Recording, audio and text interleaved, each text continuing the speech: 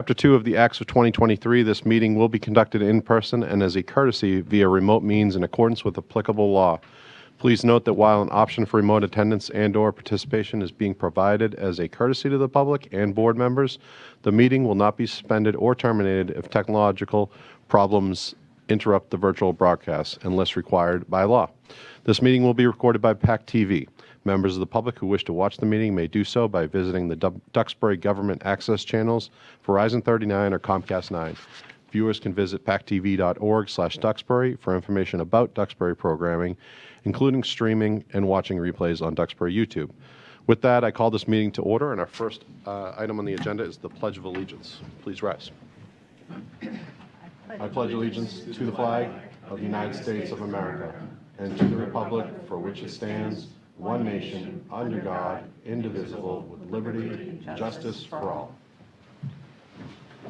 The next item on the agenda is open forum. It's an opportunity for members of the public to raise a concern they'd like on a future agenda. We can't respond or deliberate on these items because they aren't on the agenda tonight. So I'd ask you to be a little bit brief, and you can certainly follow up by email with our town manager or the board following that. If anybody has something for open meeting, they may step up to the podium and give their name and street address. And I'll start with board members. Go right ahead. I think Amy has some. I have something very briefly. Yeah. I had a call, I was away, but I had a message on my answering machine from a resident who has some concerns regarding the earth removal that is happening in her area.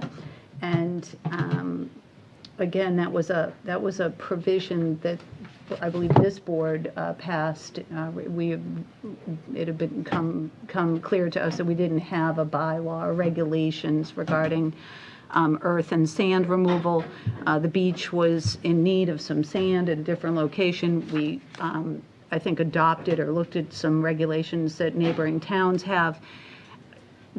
Through this phone call and through some conversations with others, it may be that in our efforts to do something, good and beneficial to the town, that there may be some consequences that we did not anticipate. So oftentimes unanticipated consequences arise from something that we adopt or do. So I'm just raising this. I'm going to alert Rainey and Sheila from DPW of this, just so that they're aware. But it may be something that we want to put on the list as something that we may need to address and discuss. Great, thank you. Thank you. Brian?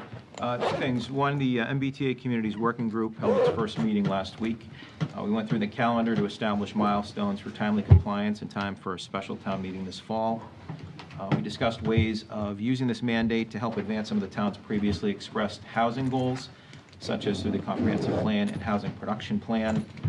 We elected Steve Gant as the chair of the working group, and we'll meet again on July 2, and this time we'll meet with the town's consultant, Stantec.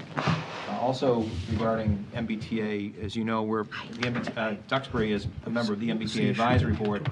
We're also a member of the Commuter Rail Subcommittee of the Advisory Board, and there's a prominent news article over this past weekend, yesterday, that the State Secretary of Transportation, who lives in Metro West, drives to work rather than takes the commuter rail. So naturally that caused a stir within the subcommittee and within the advisory board generally. And the board is considering commissioning a study to review regional transportation costs to provide data comparing door-to-door expenses for car, rail, bus, that sort of thing, because one of the things discussed in the article was the cost of commuting into Boston through the commuter rail and whether that is cost effective. So anyway, that's something that popped up over the weekend that's of interest, I think, to the town. Thank you. Thanks a lot. Anyone else for open forum? Yeah. Go ahead. So, okay. Said all set. Yeah. It's either in the town manager's report or a separate item on the agenda. I just like an update from Sheila Shigarsky, the DPW superintendent, as to the plans for road repairs, road maintenance, and I don't mean filling up the potholes, but actually resurfacing the roads. There's a couple of pieces which are really bad right now, And that's when you're coming off 14 and 3A by the traffic lights going east towards the school. That's just basically pothole filled. And then when we had the junction of that St. George with Washington Street, where we had the mains break, the road is steadily getting worse. It's like an accordion. It's been underwashed. A lot of sand got washed underneath it, so the road is compromised. A lot of traffic goes there. So I'd like to know just when are we planning to address those two sections of roads? Thank you. I will just add that Route 14 and Route 3A are state roads, so it may be a bigger No, conversation. it's that Sheila- St. George Street, right? When you cross the traffic lights going east towards the school, you're going down towards the Holes, not Holes Corner, but Millbrook. All right. Anyone Thank else you. for our open forum? Go right ahead. Name and street, please. Alicia Babcock, 9 Ocean Road South. I just wanted to, I understand there'll be probably an update during the town manager report today on the seawall, but I was a little disappointed. I had requested that we have an agenda item on the meeting tonight to discuss it, hopefully with Pat, to get like a little bit more of an elaborate explanation on what's going on. Sorry, I just ran in. Of course, the neighborhood is asking a lot of questions. We haven't gone out to bid yet. What's the status of the permits? What is the town doing about it?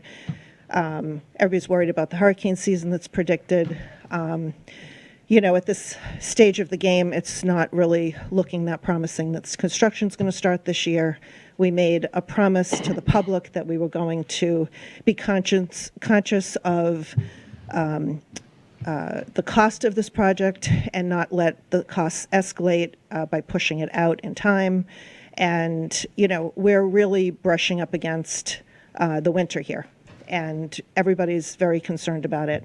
And as we know from the DPW building, you push it off a year, 2 years, things just get cost prohibitive, and it's a real problem. This was approved 2 town meetings ago, and we'd like to know what the town is doing to move this forward. There are contacts at Army Corps that the town has, and this has already been done. We did phase 1 already. This design is exactly the same. Everybody knows that it has to be done. The wall is failing. We'd like to know what's holding it up, because as far as we're concerned, this should really be a rubber stamp, and we don't know what's going on. So maybe we could put this on the agenda for the next meeting, and I'm hoping that the town manager can elaborate on this further tonight. And if not, if someone could please give an update, that would be helpful. I just got an email back from Pat today. I haven't had a chance to read through it all, but it's basically just email chain correspondence back and forth with the permitting agencies, and there's really no answer. So we need to do something to move the ball forward, please. Understood. Thank you. Thank you. All right. There being no other open forum agenda items, I will proceed to the first item of new business. We have a recognition of a new Eagle Scout, and I will hand the gavel over. Thank you, to Mr. someone Chairman. It's my distinct pleasure as clerk of the board to call up Sarah Glennon, my daughter. Actually, Sarah, if you can just stand right over there with your Scoutmaster, Amanda Maximchuk. And we have a resolution to honor you on your achievement of earning Eagle Scout. Whereas Sarah Glennon is the 5th Eagle Scout in Duxbury Troop 1792, which was among the first female BSA troops to form in Massachusetts after the Boy Scouts of America program became available to girls in 2019. Whereas Sarah Glennon has served as a den chief and mentor to the Cub Scouts in Duxbury Pack 1776. And whereas Sarah Glennon completed her Eagle Scout service project for the Standish Humane Society in Duxbury. The project upgraded the aesthetics of the adoption room in an effort to create a more cheerful and welcoming space where potential adopters interact with animals, meet with shelter staff, and review paperwork. Whereas Sarah Glennon managed the entire project, which included planning, logistics, execution, obtaining donations, tools, and materials, recruiting and organizing volunteers, overseeing the removal, sanding, refinishing, and reinstallation of nearly 24 cabinet faces and almost a dozen drawers, drilling and installation of new hardware consisting of cabinet handles and drawer pulls, repair of hinges, painting of cabinet frames, 5 doors to adjacent room, and trim work. 15 individuals participated during the lifetime of the project and collectively invested over 200 hours of service. And whereas Sarah Glennon is a recent honors graduate from Duxbury High School and will study marine biology at the College of Life Sciences and Agriculture at the University of New Hampshire this fall. Now therefore be it resolved this 24th day of June 2024 that the town of Duxbury, through the Select Board and Town Manager, does hereby commend Sarah Glennon on her accomplishments and attaining the rank of Eagle Scout. Congratulations.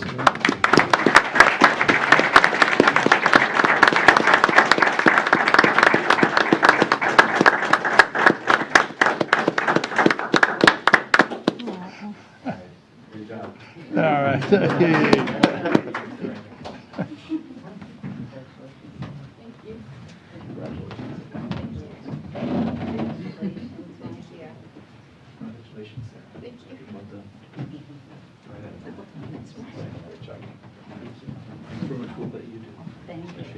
Thank you.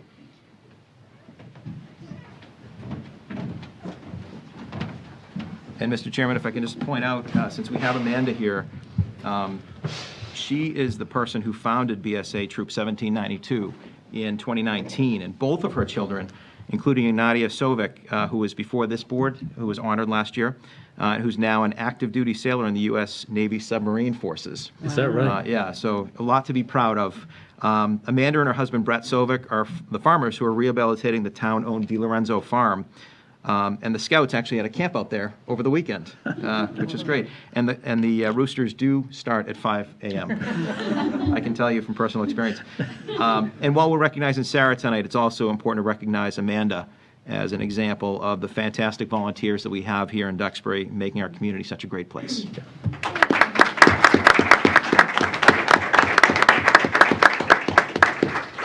Excellent. Congratulations. Thank you. All right. We have an aquaculture transfer public hearing, re Andy Popolo. I believe we have to, do we have a motion for that? Or? Yeah, we move to open the public hearing. Yep. Yes. Here we go. I move the Select Board open the advertised public hearings for review and approval of the aquaculture license transfer from William McCormick to Andy Puopolo.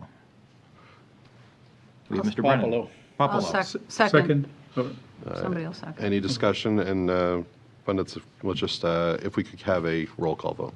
yeah. Fernando, aye. Amy, aye. Michael, aye. Brian, aye. All right. Mr. Brennan, do you have to open your meeting? Do you have a quorum? Or did you post it, or is it posted?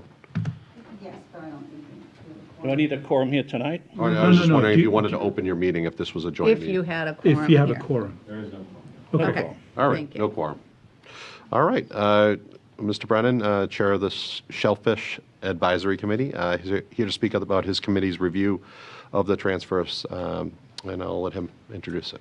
At the March 24th Shellfish Advisory Committee meeting, we were tasked to review a grant transfer application to see if the transfer met all the regulations spelled out in the town's grant program regulations. The Shellfish Committee, acting as an advisory to the Select Board, oversees grant licenses, renewals, grant transfers, float and upwell yearly renewals. The transfer tonight is from the existing grant holder, William McCormick, to Andy Popolo, 131 Chestnut Street. Most recently, the grant program was recognized as a limited fishery, so it's very important to the town that the 30 grants be utilized to their full potential.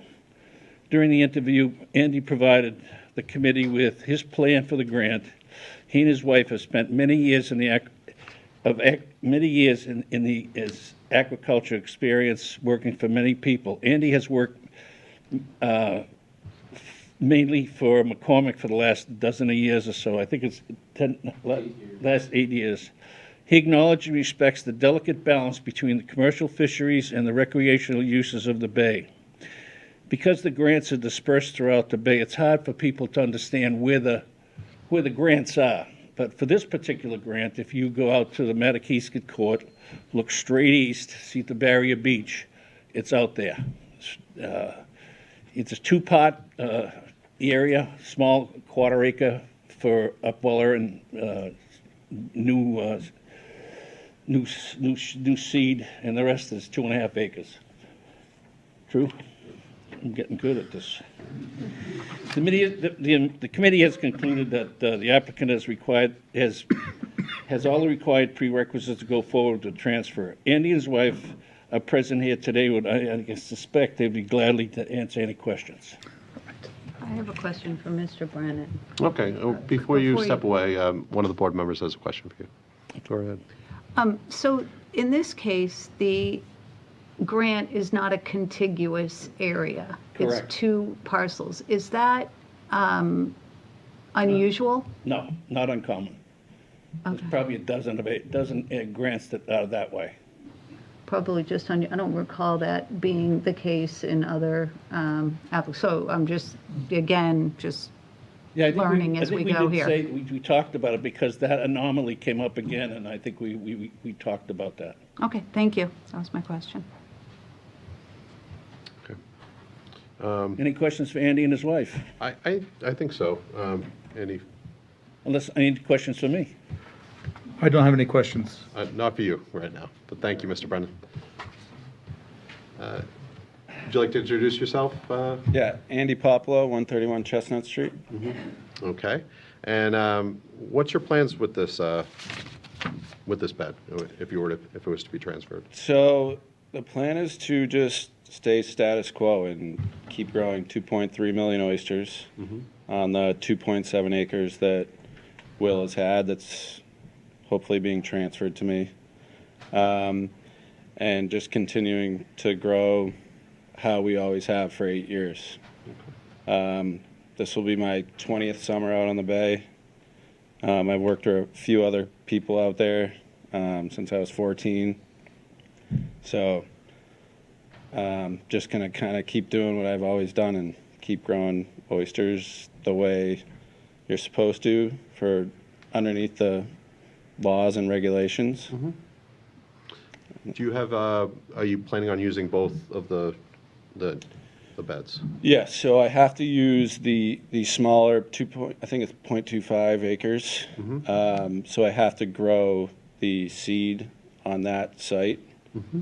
So the gear has to go on that site. I can't put gear on the other site. So yes, I have to use both sites. Okay. And is there a company that you own or that Mr. McCormick owns that sells the oysters, or do you sell it to a wholesaler? What's the nature of your business? So yes, I will continue to sell to wholesalers. Okay. All right. That's all I have. Does anybody have any questions? Just one. I see you have an impressive track record of working on the bay. I saw that. I was surprised to see 2.3 million oysters in that. Seems like a lot to work with, but I assume you're taking over the entire business, so will you be getting the equipment as well, or do you have to make a new investment of equipment to run the farm? I'll be taking over the equipment. as Okay, well. so you'll have everything you need to get going day one. Yes, correct. Okay, great. Thank you. Anyone else? No, I think it's important to note that, though, that you are a Duxbury resident, because it's important that you established that you were.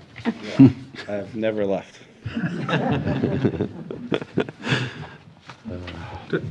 Thank you very much. What's it like in the wintertime? It's the best. It's the best Yeah. time. It's Love quiet. it out there. It's quiet out there, right? All right, thank you. Well, I'll entertain a motion, yes. All right, I move that the Select Board approve the transfer of the license from William McCormick to Andy Pupolo, 131 Chestnut Street, for aquaculture lease number NAE-2008-1289 for 3 years, pending all federal, state, and local reviews and approvals. Second. Any discussion? All those in favor? Aye. Aye. I also need to close the public hearing. So I'll move that the Select Board close the advertised public hearings for the aquaculture lease transfer regarding Andy Pupolo. Second. All those in favor Aye. and roll Roll call. call. Roll call. Fernando, vote. aye. Amy, aye. Michael, aye. Brian, aye. Excellent. All right. Now we're going to be Water and Sewer Commissioners. Is it 7:10? Yes. May I have a motion to enter a Water and Sewer Commissioners fee hearing, a discussion regarding Water Department fee requests?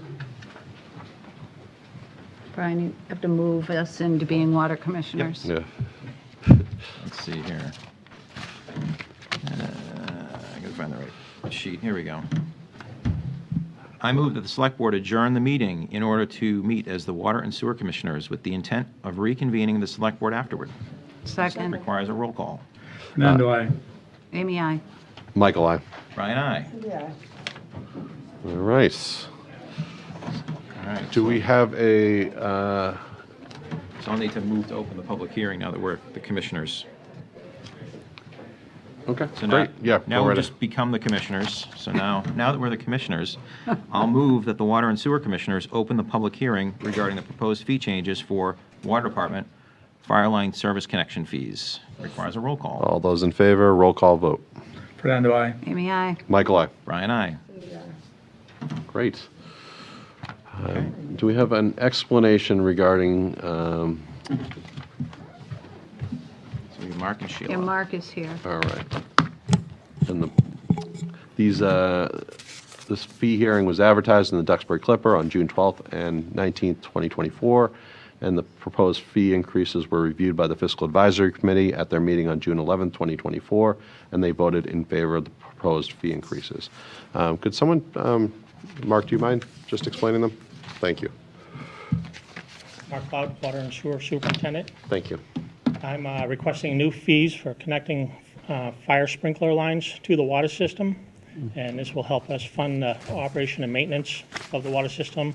We're looking for, over the 26 to 30 fiscal year, the master plan's calling for $26 million in maintenance and upkeep, and so I'm hoping to help, this will help with that funding of that. Just from my own knowledge, what are these fire sprinklers? So there's a domestic water service connection, Yeah. and then there's fire sprinkler system. So this is solely for the sprinkler system in either a commercial or residential building. And it would be a new one? So if people that have existing fire sprinklers are kind of grandfathered in? Yes. Okay, so this would be for a new build? Construction. Okay. And what's the increase going from, just for the public's knowledge? So for a small residential connection, it would be $1,000, and then it would step up to a 2-inch would be $1,500, 3 to 4 inch would be $6,000, a 6-inch would be $7,500, and an 8-inch would be $8,500. What did those start off at? I guess what's the increase percentage, or what were they originally? We didn't have these Oh. fees. We didn't have them at all. Do other towns have these? Yes. Nearby? Okay. Yep. And they do it all differently. Like Pembroke, if you construct a building that's 0 to 15,000 square feet, it's $10,000 for this connection. Wow. And then Norwell just does residential, $2,000 for a connection, and then commercial, $5,000.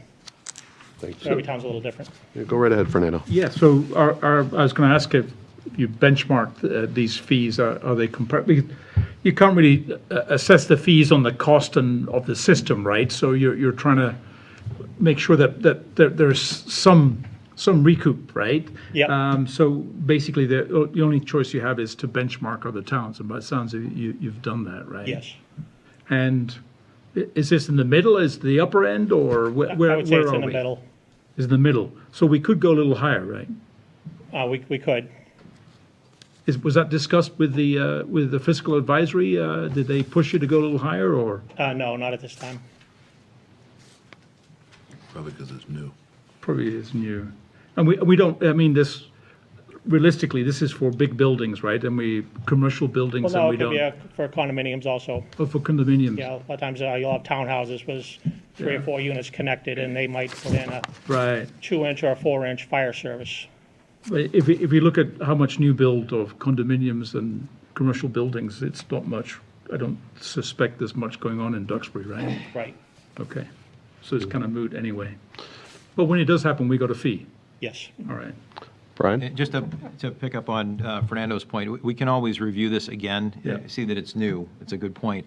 And it could be higher or lower. Certainly, the fee is intended to recoup the town's cost Yep. of providing the service. So we got to start somewhere. This is a good faith estimate as to where it ought to be. I think it's appropriate. I'm ready to vote in favor of it. Any other questions? Members of the public, anybody? All right, with that, of course, go ahead, Bo. Just introduce yourself and street address, or street. Freeman Boynton III, 48 Russell Road, Duxbury Water and Sewer Advisory Board. I was just at one really quick comment would be if there would be an alternative rate for like nonprofits, like such as Crossroad for Kids on Keene Street, also known as Camp Wing. If they were to add fire services to their buildings to protect campers, could there ever be a different rate structure for nonprofit organizations? Thanks. Yeah.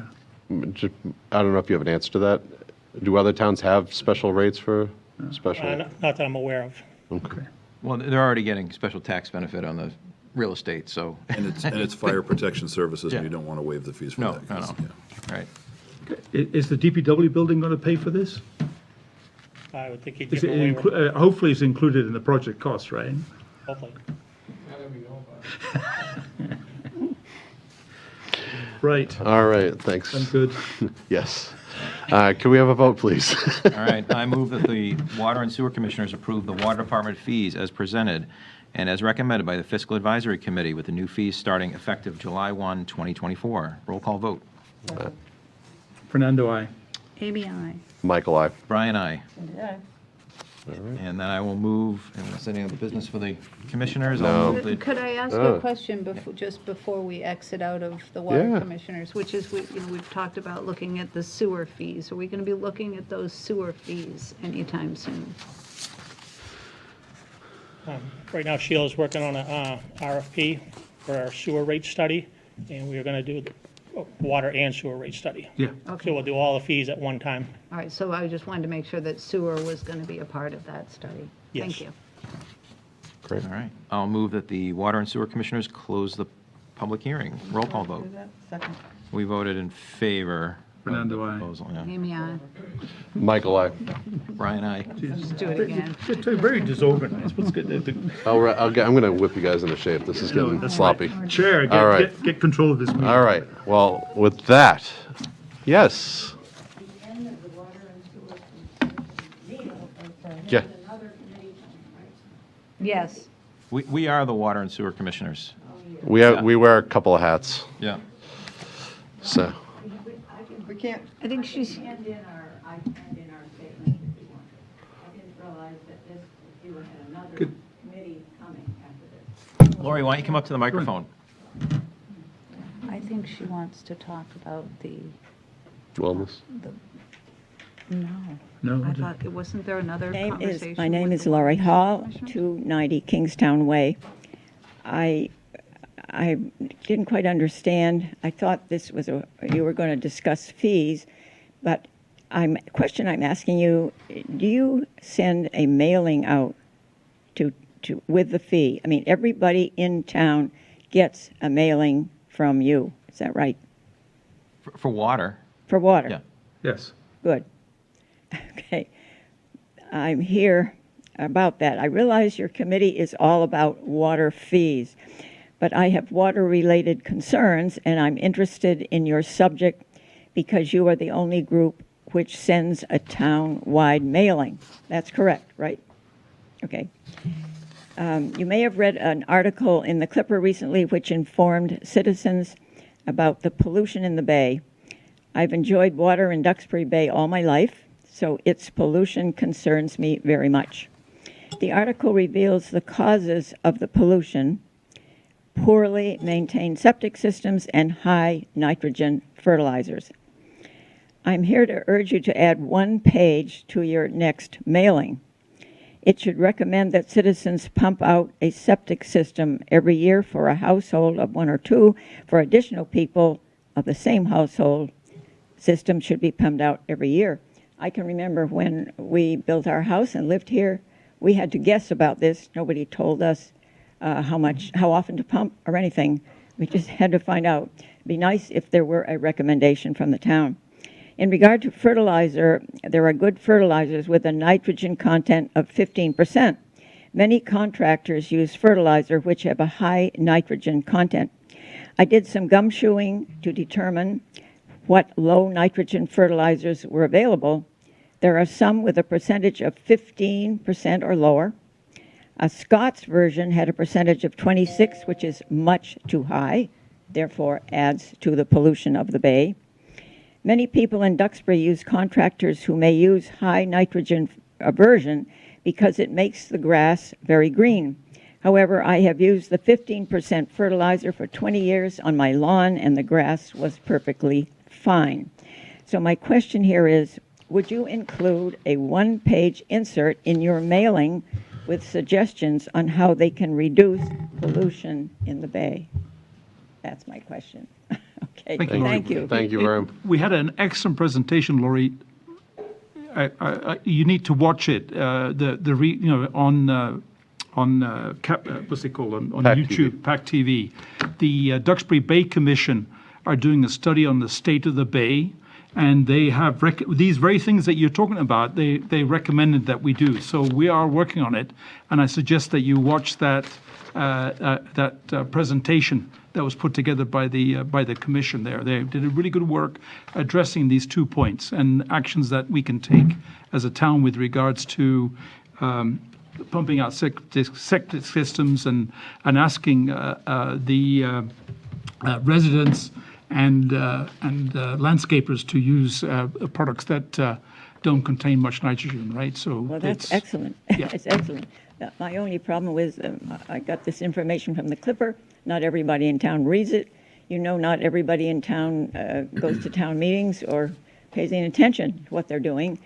And I was afraid there's what mailing the town sends out that everybody opens the envelope and reads. And it's your sewer commission water fees. So I thought, if you could add one page with a couple of recommendations like those, it would help a lot to educate the town. I would help with wording. We have to be very short wording because people don't read a lot, but they might read 2 short suggestions. Okay. Thank you very much. Thank you very much for coming tonight. Yeah. We are going to have a discussion from our PFAS working group a little bit later, so you might stick around for that. It could be along the same lines. Motion to adjourn as water and sewer commissioners.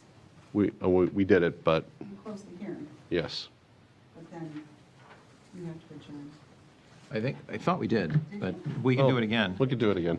Yeah, It's because the that's third when time Fernando we're said adjourning. that Mike needs to get the meeting. Yeah, We took 2 votes in a row. we did take 2. Yeah. I think we did it twice, but we could do it a We third time. could do it a third You time. know what, she's right, we closed the public hearing, but we did not adjourn. Adjourn, okay. All right. May I have a motion to adjourn? So moved. All those in favor, roll call vote, please. And we're adjourning and resuming as, Select board. Select board members. yes. Roll call. Roll Can call. I? Fernando, aye. Amy, aye. Michael, aye. Brian, aye. Yeah. Thank you. All right. Now that we're back as select board members, we have an update from the Human Resources Department on employee wellness initiatives.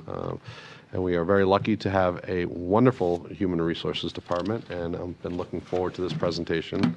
So I will let Jeannie take it away. Thank you. My name is Jeannie Horn. I'm the Human Resources Director for the town of Duxbury. And I wanted to let everyone know I also have some other members of my staff here. We have Kim DeGrace, the Assistant Human Resources Director, and Nicole DeGennaro, our Human Resources Manager. They're a big part of our wellness initiative, so I wanted to give them an opportunity to attend this meeting as well. So first, thank you very much for giving us the opportunity to let you as the select board know what we're doing in terms of employee wellness. Wellness is quite a large umbrella these days in terms of the way employers look at wellness. Actually, a study from the Society for Human Resources Management in 2022 said that 41% of employers provide wellness resources and information to their employees. And by doing so, they provide employees with the means and educational tools to take care of their wellness, to promote a healthier, more productive work environment. And these kinds of programs can help reduce healthcare costs. We are a self-insured health insurance entity, so that's important. And we also, through these initiatives, the studies find we augment productivity and increase employee retention, providing further support for the correlation between personal health and job satisfaction. So that is increasingly important as an employer in this environment. So if you wouldn't mind advancing the slide. Thank you, Nancy.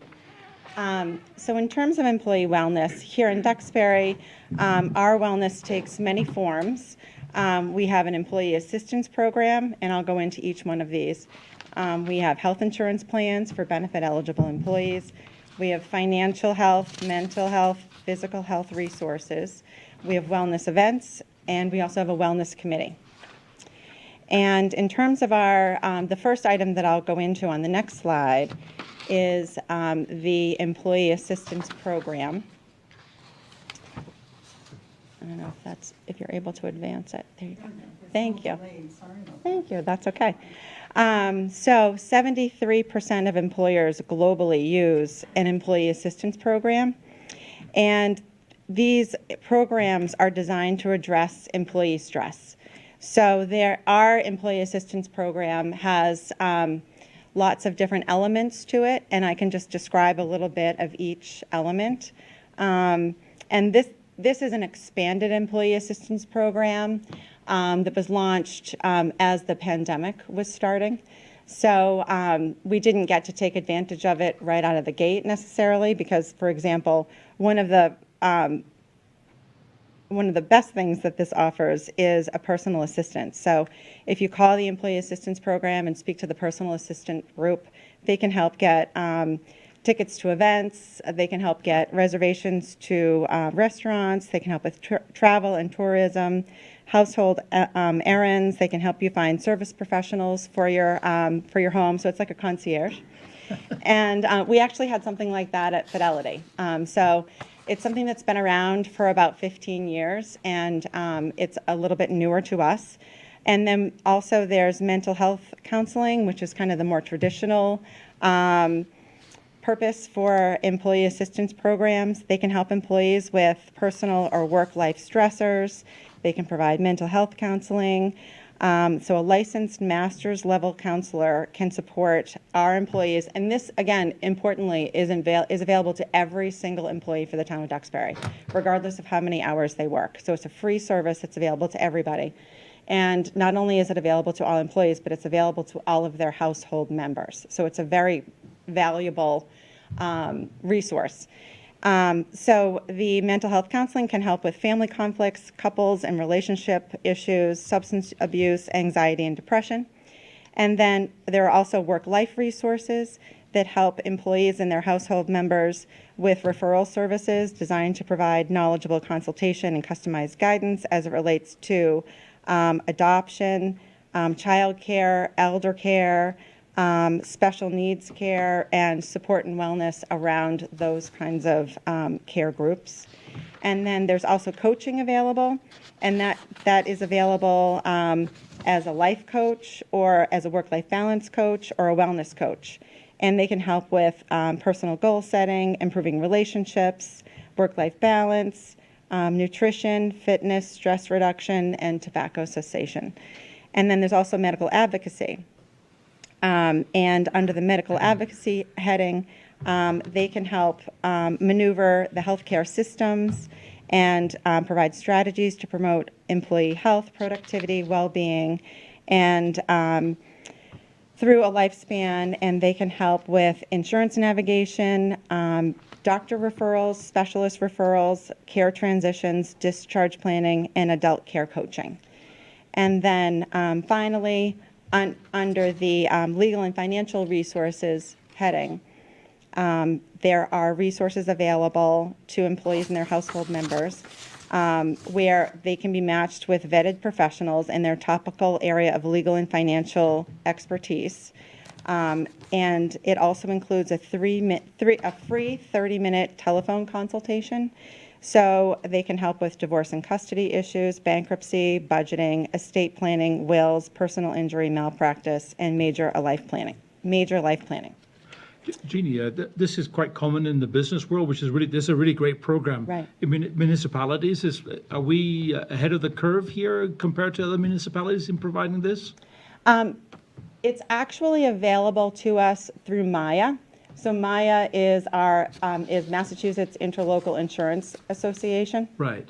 And they are a insurer for many municipalities in the state of Massachusetts. I would say the majority of them. Right. But not a lot of employers understand or promote the benefits that are available to their employees. So like this is on my signature block because it's something that I feel really strongly about, and I think that the resources are so valuable to so many different people. Right. So again, it's a benefit for our employees here, right? So yeah, your salary is important, but all these other benefits, right? That's right. That kind of promote the overall package, right? Right. And so, by the sounds of it, this is one benefit that we take advantage of that maybe not other municipalities do, right? So it's Right. Okay. Yep, and it's important because it looks at the whole person. Yeah, this is fantastic. And people are multidimensional, so it's Right. important to do that. Thank you. Mr. Chairman, if I may, Jeannie, thank you. Sorry to interrupt, but I won't remember these if I wait till the end. So there's a lot here. If number one, employees knowing about this resource, I know it's on your it's on the webpage for HR, but realistically, how do we get the message out to all the employees throughout the entire town to say, hey, this is here for you, and you don't necessarily need to know what bucket you're into. You just call this number. Yeah. It's like a diagnostic. With your issue, and they'll tell you. You don't have to say, can you pass me to the life coaching department, please? Right. You don't need to worry about that. That's but right. so how do we get the message out? So we have gotten the message out through like various communications via email, but not everyone has email. There are EAP orientation videos that are available to our employees. And it's part of the onboarding experience that we promote the EAP benefits. I think a lot of the time employees have a different assumption about what the employee assistance program is. I think they might be thinking of it as in the traditional sense where it's just mental health counseling or referrals in situations, that might relate to discipline or something like that. But it is something that we promote on an as-needed basis with employees when they come and talk to HR about individual challenges, especially if they're going out on like a family medical leave. We promote it at that time. Anytime there's a leave, anytime there's a separation from employment, it's actually available for another 60 days after people separate employment. And we talk about it through our, benefit fairs and our benefit communications as well. But we can host, a Zoom session for people. We can have the employee assistance program come on site and do some in-person seminars. It might be worthwhile.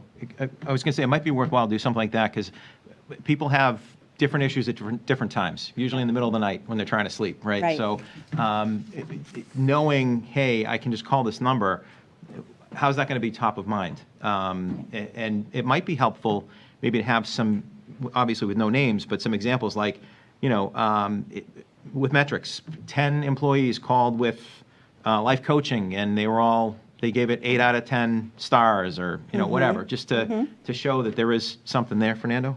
Yeah, just building on that, actually, by sounds of it, this is very much HR-centric, right, the delivery of it.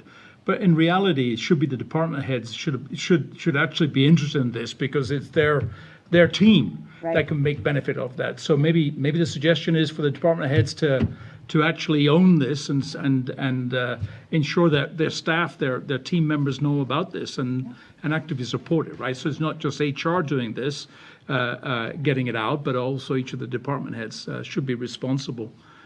Take this into account and engage with their staff to make them aware of what this offer is, right? Yeah, we could do that at the next department head Yeah. meeting. Honestly, if there's an ability to get a personal assistant Yeah. on the phone 24/7, 365 days, to get Taylor Swift tickets for, somebody's child. I mean, Probably a limit. I'm really surprised Right, that and- everybody doesn't know about that. I know, and what's great about it is the service that they're providing is free. Obviously, the tickets wouldn't be, but you've got someone else kind of taking things off of your to-do list, Yeah. which really helps take the stress off of the shoulders of the employee. Yeah. A related question, Unbelievable. and maybe you'll get to this in one of the slides coming up, and we just mentioned a moment ago, you call that number and the person will let you know what bucket it falls into, but obviously when you get into healthcare, there's probably a bright line between what the EAP can do versus what Blue Cross is going to do for you, like the nurse on call or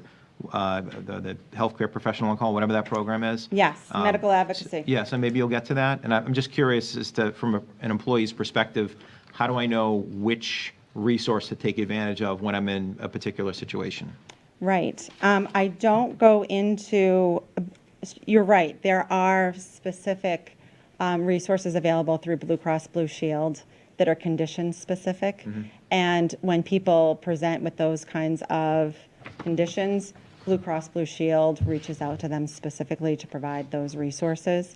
But to your point, it's important to have the medical advocacy piece for persons who aren't insured by the town of Duxbury, who might not have that level of care available through their healthcare provider that they currently have.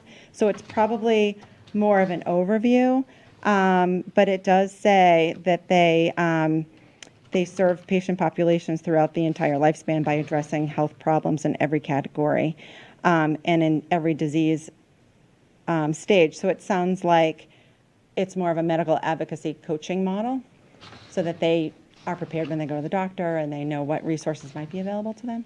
Yeah. So it could serve both populations. Great, thank you. You're welcome. Excellent. Great. Okay. All right. I think we're going to move on to the next slide. Thank you, Nancy. So insurance, in addition to, so I purposely put the EAP first because it's a great umbrella. It hits all of those buckets, and it's kind of the overarching stress reducer, which is really one of the milestones of a wellness program. Wellness programs could be lots of different things, but at their core, they're stress relievers. Part of that plan, if you will, is that we do have insurance plans available to benefit eligible employees. And I think people are often surprised by the variety of benefits that we offer. We offer, of course, health insurance through Blue Cross Blue Shield. We offer a PPO and an HMO. And I'm just focusing on active employee benefits at this point because that's what's available through the EAP or through our wellness programs. And then we also offer term and universal life insurance, dental, short and long-term disability, critical illness, accident, cancer, vision, pet, and flexible spending accounts in the form of medical and dependent care. And then we also offer, on the next slide, we offer financial health resources. So I just further delineated what was on the EAP slide because I think it's important to look at the resources that the EAP provides and our other benefits provide in these specific headings. So financial worry is a growing concern in workplaces. So it is driving a lot of the stress that employees are experiencing. So the more we can do for them in those areas, the better the outcome for everyone involved. So the Employee Assistance Program offers financial resources in the form of budgeting, helping people understand how to buy a home, how to pay off debt, manage taxes, prevent identity theft, and how to save for retirement. And in addition to that, our benefit eligible employees can participate in our defined benefit pension, which will help them save and plan for retirement. We also offer a variety of 457 plans, which are kind of like the public sector 401k. Those are retirement savings plans. We offer a college savings plan, a 529, and we also offer education sessions that are put on by our plan providers. And then there's resources that's constantly available through them as well.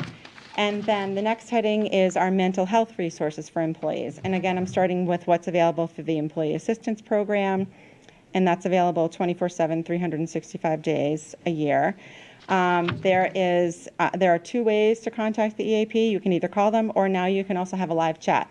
And that is, Duxbury was one of the first groups in Maya to use that feature. That's something that was requested by our employee population, because that's how people, they don't have the privacy oftentimes to have a phone call, and they want that immediate interaction with the EAP through a chat. So they specifically rolled that out at Duxbury's request. And then Blue Cross Blue Shield also offers mental health resources to eligible and enrolled employees. And they have a special team called Team Blue, Mental Health Support Team, and they are reachable via phone and web, and then also through the app. So there's a Well Connection app where you can find a therapist and some easy-to-use mental health and wellness tools. And then, so all of this information is available on the Human Resources website. And in addition, following the tragedy that occurred in Duxbury in 2023, the schools and the town made a very strong effort to make sure that we had resources available to everyone on our websites. So that's why it's delineated as kind of local, as health resources that are available to everyone. So anyone can go on the HR website and find these mental health resources that I'm going to list under local and online. So there are some local resources that are invaluable through South Shore Resource and Advocacy Center. It's a community-based program, and it provides safety and support following traumatic events. And then in Kingston, there's also a group called Hope Floats Healing and Wellness Center, and they have specialties as well as it relates to bereavement for adults, teens, and families who are dealing with loss and grief. And then there's also lots of online resources available through the HR website. So we just, and I think the library also has mental health resources listed on their website. And Can I then, just, Jeannie, just Yes. on this point about what Blue Cross, does Blue Cross contact the patients, I mean, their customers here in the town with all the information that you're talking about there, as far as kind of publicizing it and saying, like, this is an easy program that you can do? Either you can do a chat, or you can just seek a therapist or something like that. not as it relates to benefits that are widely available to everyone. Blue Cross Blue Shield does more targeted communications around certain conditions, or persons who are taking certain medications, where they can be a part of like our Pillar RX program. So the communication, the reach out that Blue Cross Blue Shield does is more specific, I would say, and more individualized. It's not as global. So I guess my question is, what does the town do as far as letting employees know how easy it is to find someone to talk to, and which ones are covered by copays and things like that, and to take advantage of these kind of programs? So, because knowing that it's only a $20 copay to Right. talk to somebody. Right. Or like through the EAP, it's the first 3 sessions are free. Right. And then it rolls over to a copay. So we do periodic communications to employees. And, it's something that we can do more frequently. Yeah.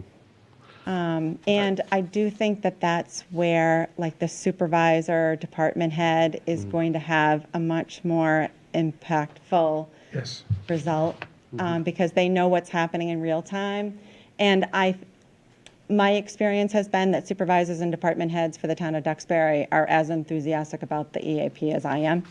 So I think there is a lot of knowledge about that, and I think that that, and you'll see actually, for example, on my next slide, as we talk about first responder resources for police, fire, and the ROC, our Regional Public Safety Dispatch Center in particular, they're doing an extraordinarily good job of getting these kinds of resources out to their employees. So much so that I partnered with the police department and one of their vendors who created a phone app for all of the police officers that encapsulates all of our, and I was adamant about making sure that we weren't duplicating our efforts and that we were including in the app all of our available resources.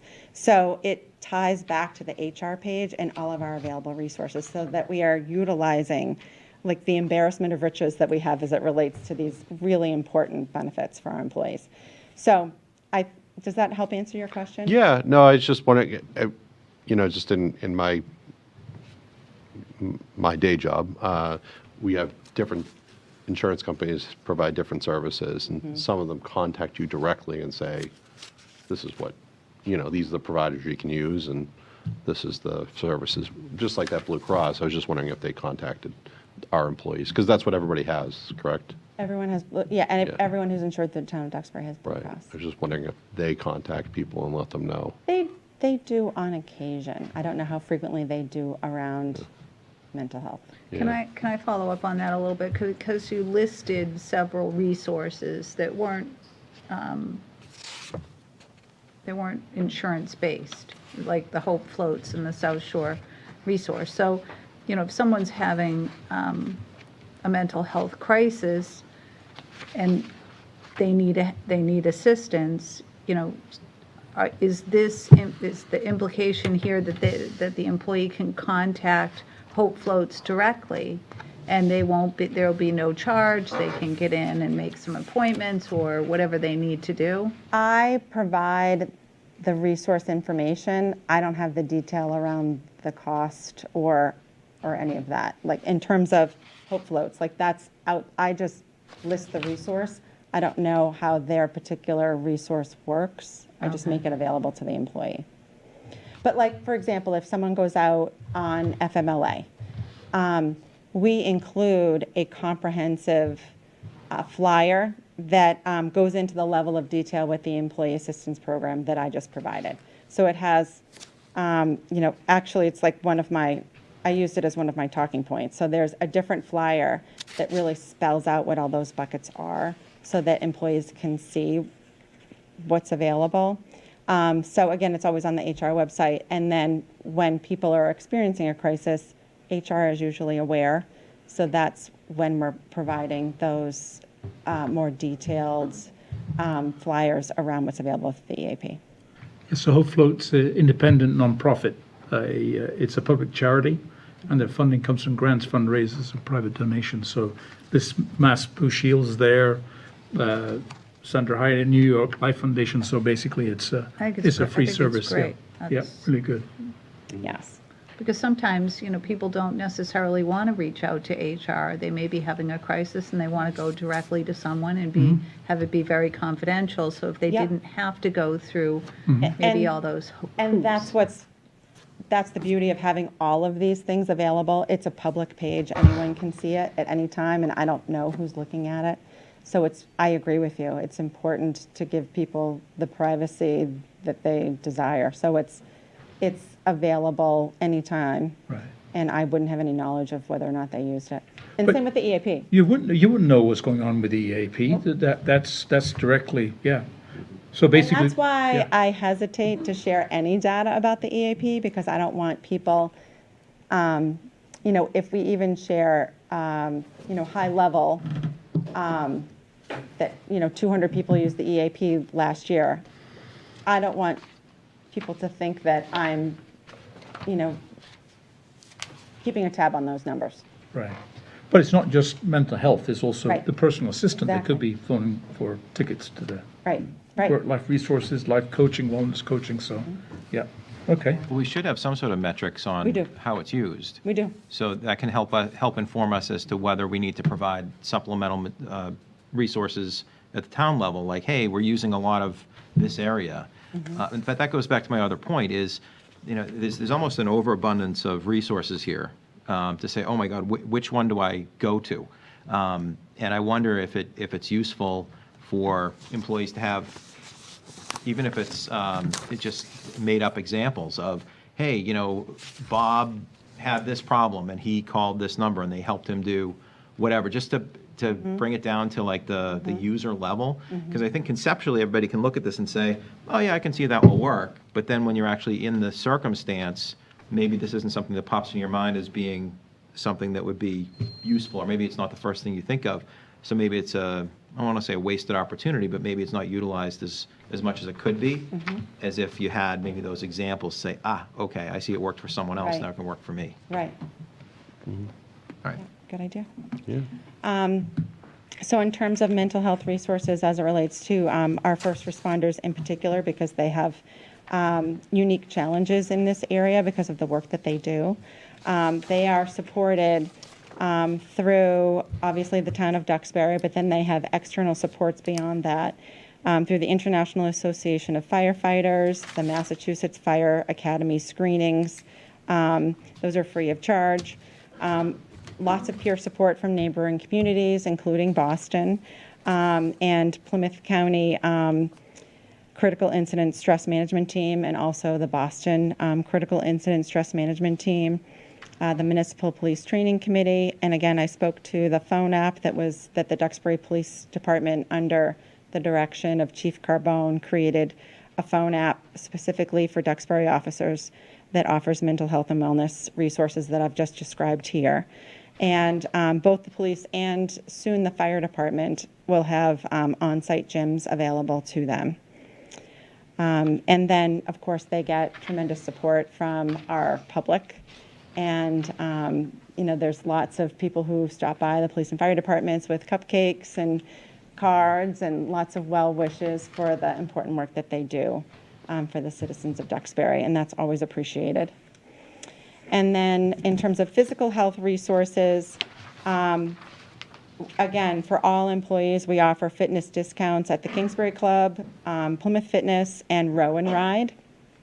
And then for Blue Cross Blue Shield enrolled employees and their dependents, including some retirees, depending on the plan they're in, we offer annual fitness reimbursement of up to $300, annual weight loss reimbursement of up to $150, and then there are lots of discounts available through Blue 365 for like fitness watches and fitness equipment and all kinds of things. And we also have wellness events that happen on site and in person. We partner with our various benefit providers to deliver benefit and wellness fairs every year for employees and our retirees. This year, our benefit fair included a barbecue well demonstration, also a dig into dark chocolate sampling station, blood pressure screenings, and last year we had a Shake It Up station that taught people who attended the fair how to make healthy smoothies. A few weeks ago, we had a great cooking demonstration that was available to employees at the Council on Aging. That was through we get $5,000 in wellness dollars every year from Blue Cross Blue Shield. And one of the things we used that funding for was this cooking demonstration. And in the course of an hour, someone from a representative from Blue Cross Blue Shield made 4 different recipes. So one was an appetizer, one was like a quick snack, another one was a dessert, and one was a dinner. And you left with samples of what she made and the recipe. And it was just kind of fun because everyone gets into like a recipe rut every once in a while, and it was great. It was very well received. In addition, we partnered with the Duxbury Fire Department to deliver CPR and AED first aid training to town employees. I know that that's happened at the Council on Aging and at the library as well. And then the Board of Health brings us vaccination clinics a couple of times a year. So that's an important component of wellness. And then finally, we are putting together a wellness committee. So in 2023, we launched a wellness survey to all town and school employees. So we're forming a wellness committee to include employees from both of those groups to offer well-being solutions and motivate employees to live healthier lives. And Blue Cross Blue Shield, effective July 1, is doing a soft launch of their A Healthy Me program. So it's a building healthy habits platform where there will be a health risk assessment and an online program to help improve physical, mental, and social health, designed to empower and inspire and help you reach your personal wellness goals. Cool. Thank you. Thank you. I'll start with anybody on the board. Does anybody have any comments, questions? Oh, I just think it's great. I don't have any questions. Yeah, sounds wonderful. Go right ahead, Brad. Thanks for enduring my questions so far. This is all great. Again, I think there's a lot here for employees to appreciate and maybe become educated about, to understand what is there for them. But when we say this is for all employees, so this is union, non-union, management, school department. I saw that fire and police have additional resources, but everything that we talked about here tonight is for all employees for the town. So that is true for the employee assistance program. Okay. Some of the other benefits that we talked about, like, for example, insurance, that's only available to benefit eligible employees. Okay.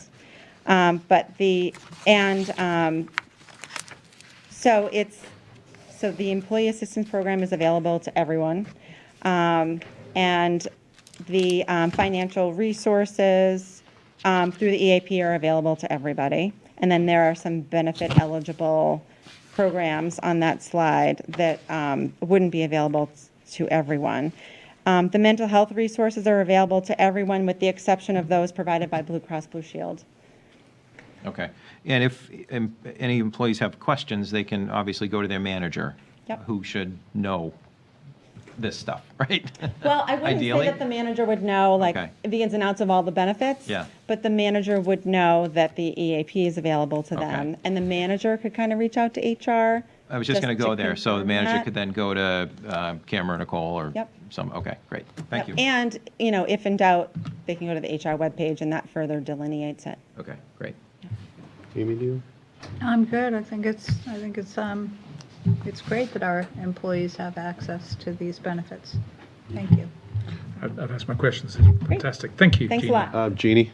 Sorry. I guess, number one, how can this board help you and your department supporting these programs? Whether it's attending events or anything. What is it that we can help with here?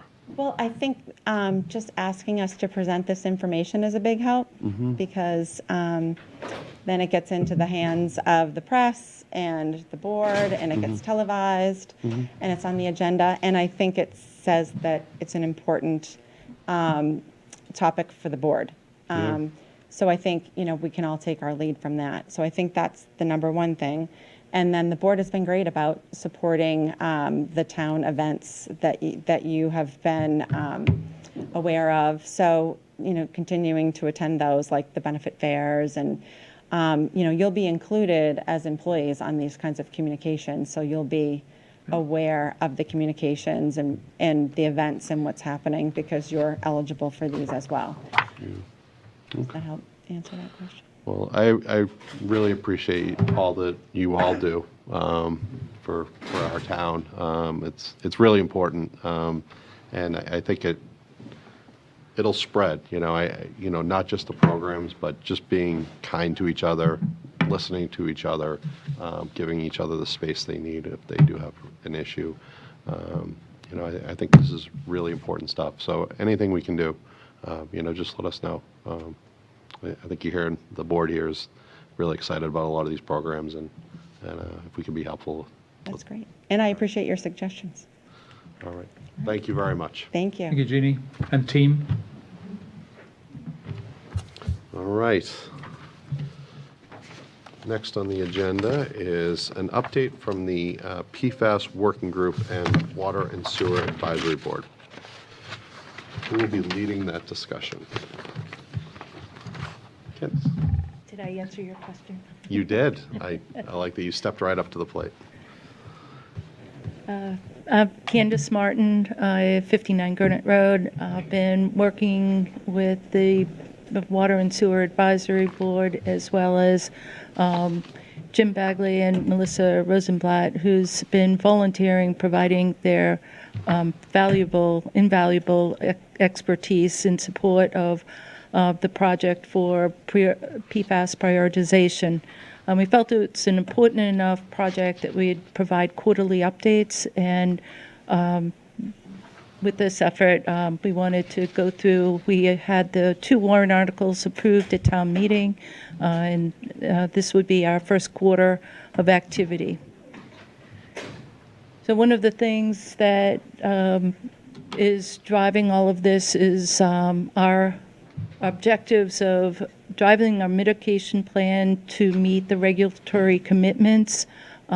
Those have just recently come out, and I'll provide details of those, but to protect the drinking water and public health.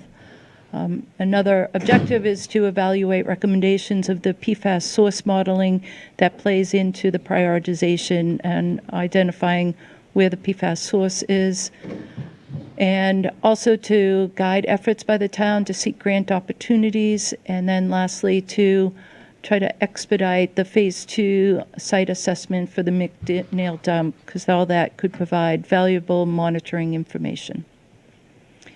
So April 10th, new EPA regulations were released, and there is a 5-year compliance window for us for all the wells to be in compliance to the new regulations. The chart listed below lists the maximum contamination level, both for a goal and for the enforceable levels. Their goal is to be down for the common ones, PFOA and PFOS, but right now the enforceable levels are at 4 parts per trillion, and that's what we had anticipated in getting the warrant articles approved. For the regulatory guidelines, the windows of 3 years, we need to establish, within 3 years, we need to establish a monitoring program, which is quarterly sampling. And then once in 2017, the end of the 3 years, it's compliance monitoring. So it'll be more of reporting what wells are out of limits, and then it's also notification to the public on that. But in 2029, that's when all wells must be in compliance with the new regulations. So what does that mean for us here in Duxbury? In the 2 wells that we know that are above and beyond the current have issues both for PFAS and iron and manganese, so the Depot and the Partridge well. I've listed ones in yellow, so it's the Damon, Millbrook, and we have Lakeshore, and those are above the 4 parts per trillion. And I have them in yellow, not as in red, in that there's still an understanding of the quarterly sampling and how those are averaged for us to understand what compliance means. So those are above the 4, some are like at an 8 parts per trillion. What we do have good news is the Mayflower, Tremont, and Evergreen are well below the 4 parts per trillion. I noted in blue there's Tea Kettle Lane that is considered a potential well site, and that's where part of the PFAS source modeling and understanding why some wells are higher than others comes into a key play. We know from the location of Mayflower, it's upstream of the McNeil and the town landfill. We think Partridge has a lot of impact from the high-density buildings in the area. We don't know, although Partridge, the water, the recharge area is directly in or near the McNeil dump. So that's where it's tentative what I'm showing you with these are the ranges based on the last few results of quarterly sampling. But we would like to, and it is within environmental partners' scope to assess the Tea Kettle Lane site.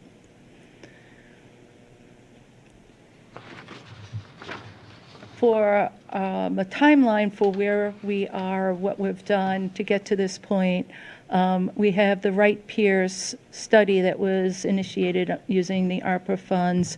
We have recently received that draft report, and we're working through evaluating that. The award with environmental partners was done by May 1st. Extraordinarily amount of progress has been made. They visit each of the sites. They're working on site surveys and mapping out the wetlands. We're working towards having their recommendations by mid-November, so that we can present to you and have enough information within the prioritization to recommend that first priority well. And that's where, for next town meeting, we'll be going for the additional funding for taking it from the design and permitting that was approved under Article 15 to progress it for construction in the 2026 fiscal year spending. Yeah. So this is laying out all the activities that we're trying to drive to meet that regulatory timeline. Can I ask a question on that? Sure. So if we're first looking to get into PFAS source modeling, and correct me if I'm wrong, isn't that telling us where the stuff's coming from to begin with? Right. Okay, so then we're now talking about, for Partridge Well, design. Doesn't that presuppose the contamination already, or where the source? Right. We haven't decided. We know that the Partridge Well, the conceptual design has been completed, and they have an order of magnitude estimate of what PFAS mitigation would involve. But we don't know if that well is a priority, because it's the lowest producer, it's the lowest well, it's in the worst location. Most contaminated. And is it contaminated from the McNeil dump or from the septic systems that are in close proximity? So that's why the source modeling is such a key part of this prioritization. Okay, I just want to we're not getting ahead of ourselves, though, with doing the modeling as needed, but then doing design maybe prematurely. Right, so the Okay. modeling will say if Partridge Well is out of service, what's the impact to the other wells? If we put a Tea Kettle Lane in, how will that impact the other wells' supplies? Okay. Yeah, because in an aquifer model, right, when you take water out of it, right, it alters the flow Sure, yeah. of PFAS, right? So that's why the modeling is very important, such that we determine which wells we want to put the equipment on there, because we will drive PFAS to different well locations depending on the offtake rate, right? Mm-hmm. So we've got to, that's the whole point of the, it's really not, rather source modeling is actually, is offtake modeling more than anything else, right, really? Right. Rather than modeling, we know there's PFAS there, right? And so we're trying to model how it moves throughout the aquifer depending on which wells we produce from. Well, maybe this is a question for Fernando. So last meeting, we endorsed a sprinkler, outdoor sprinkler regulation that prohibits new sprinklers from being connected to the domestic water supply. So the thought is people would start drilling wells for irrigation. Is that going to be part of the modeling, that we have some sort of assumption that X number of new construction residential dwellings are going to have, because we're talking about different straws into the same cup, right? And if that's going to change, if that's going to change. It would be such a small. It's a small amount, right? Okay. When you think about it, right? How many gallons per day? I mean, we're talking, how many, you've got the rates here, right? If I seem to remember right. I mean, we're talking millions of gallons per day. I mean, what was your Yeah. readings last week? We had $24 million on the 4 million gallons. 4 million gallons in one day, right? Yeah. Yeah. As compared to a person, I don't know. Well, a new construction building 20 a sprinkler gallons. system is 40 gallons a day, right? No, So- I get it, but if we have a 40B somewhere, or a number of 40Bs, and now we've got, over 10 years, we now have much more draw than what we have today. I just want to make sure we're keeping that in mind in terms of the modeling, and because we've sort of set something in motion in terms of the wells and residential irrigation, which is fine, but there might be some things we need to think about as a result of that. Can I just add two comments at this juncture? So the source, we may never, it did not sound like at the last presentation that we had that we're any closer to finding a smoking gun source. I would think that would be great, but I don't see that as realistic. I do think Fernando's right that that modeling, when you think about shutting down and drawing from different wells, you are going to affect the flow of the contaminant all over the place. So I think it's really important to know.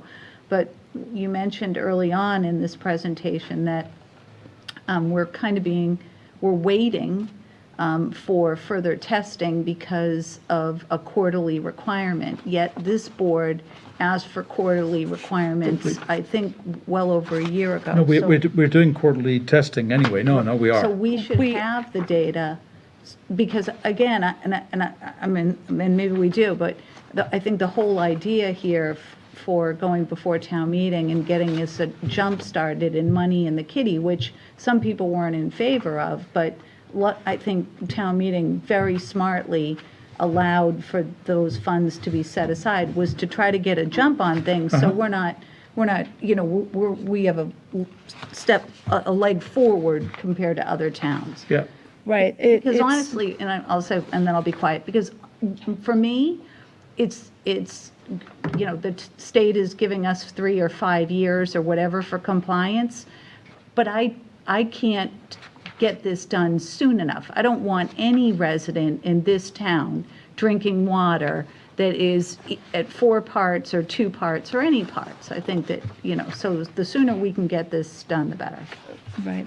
So there has been quarterly sampling of the wells for PFAS, and it's going through the numbers because the compliance, 4 parts per trillion, if anything less than that, they said that's really a 0.0, and that's part of your average. So there's a little bit more, they're saying the accuracy of some tests below that detection level you should consider. So we're trying to understand, and a lot of people are trying to understand, what is that annual average of quarterly samples really net out to be? So it's too soon. Environmental Partners is working on that. Right. So I think we are quarterly measuring PFAS levels. Yes. What Candace is talking about, how do we demonstrate compliance back in whenever we got to be in compliance for reporting to the state and the feds. So that's what you're trying to figure out, fully understand that process and how to measure that. So we're talking about 2 different things. We are measuring. We are looking at PFAS. We are measuring it quarterly for all our wells, and we're just trying to figure out in the future, back in what date is it? In 3 years, in 2027, what exactly does it mean to be in compliance, right? Correct. That's what you're talking about. Okay. Yeah. Thank you. Mark is doing all the quarterly samples, and he shares it with the group. So it's. I need to correct myself. Uh-oh. No, I'm just looking at my notes. It was a proposed policy. We didn't vote on the policy, on the irrigation. I All right. wasn't here for No. that, so I was like, oh, they Never mind. No, voted I'm looking that through my in. notes, and Okay. it was proposed, so. Yeah. I get ahead of myself. I thought I missed something. All right. But the point remains that if we're going to start moving I think there's wells around, we need And then to. I was there's letting you roll. with a it. big conversation with that too, but yeah. Yeah. So this is a guideline right now for the engineering construction. We know that Damon, Lakeshore, Millbrook, Depot, and Partridge would need remediation if we are to keep all of those in service. And their estimated engineering timelines and construction, I don't put which well would be, but we will need to go pretty rapid succession from one design to the next once the prioritization is established in order to meet that compliance window of 2029. Yeah. Good move. Yep. Candace? Just a devil's advocate question here. And not really, but with the lawsuits that involve the manufacturers of these products, would they use all these, they have a deadline of, I believe, like 2025 or 20 for certain levels, or how much they can use it, and they've agreed to it in the course of settlements. Could these numbers drop such that we wouldn't have to do construction? Is there a possibility there? Does anybody have any idea? If it's no longer in our systems, you know. Where would it go? It's a forever chemical, it goes nowhere, that's the whole Well, thing. I mean, we're in an aquifer. If it Oh, flushes out. flushes out. All the flushing Or in the people world pump is. their, My sense is that it's going into our septic systems. Yeah, Anyway, but we if haven't people- discovered the source, but. yeah, I know the most we haven't likely. discovered a source, but I mean, it's supposed to be, no longer used in products at some point. Right. And I just wonder if this timeline is going to exceed it. Well, and that's why it's important for bigger. the Phase 2 site assessment of the McNeil dump, doing the additional Yeah. monitoring wells will help. I don't know. No, I posed the question, I just wonder. My These are unders- long timelines that the state's putting out. I mean, I don't, Isn't it true, and I know Mr. Begley isn't here, but from past conversations, Yeah. I learned that the chemicals that are listed in the list under PFAS and under PFOA are certain chemicals that they've deemed are bad right now. So what happens is these companies, they'll say, okay, I'm not going to use this one long name that I could never pronounce. We're just going to, because that's on the list, and we're going to substitute it for something else, which is probably just as equally bad. It's just not on the list. So it's a problem that I don't think is going to go Yeah. away anytime soon. And I think that the really big thing, George Wadsworth always said the solution to pollution is dilution. But with this, that's not the case. It doesn't go away. That's why it's the forever chemical, and that's why we're having to deal with this, right?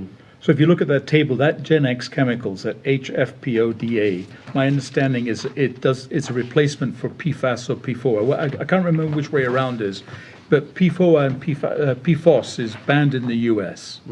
Right, but they still it's still a wonderful product, right? So people still need repellent. So they come out with the Gen X chemicals, which have the same characteristics, and they are long chain chemicals, right? They're in a way kind of, okay, you banned this product, right? Let's find another product which does the same thing, but it's not banned. But now they've said there's an MCL of 10 parts per million, all right? So they're recognizing that the replacement product is still not good for you. Right, so it's, yeah, okay. forever. I mean, just something to keep Yep, as we go forward. yep. so for the next slide, we created a dashboard trying to do an overview, a quick snapshot of the overall effort. We have the milestones listed on the left, and that's where I have the timeline showing how we get to a draft prioritization mid-November. We present, and that's in efforts to make sure we have a warrant ready for the next town meeting by mid-December.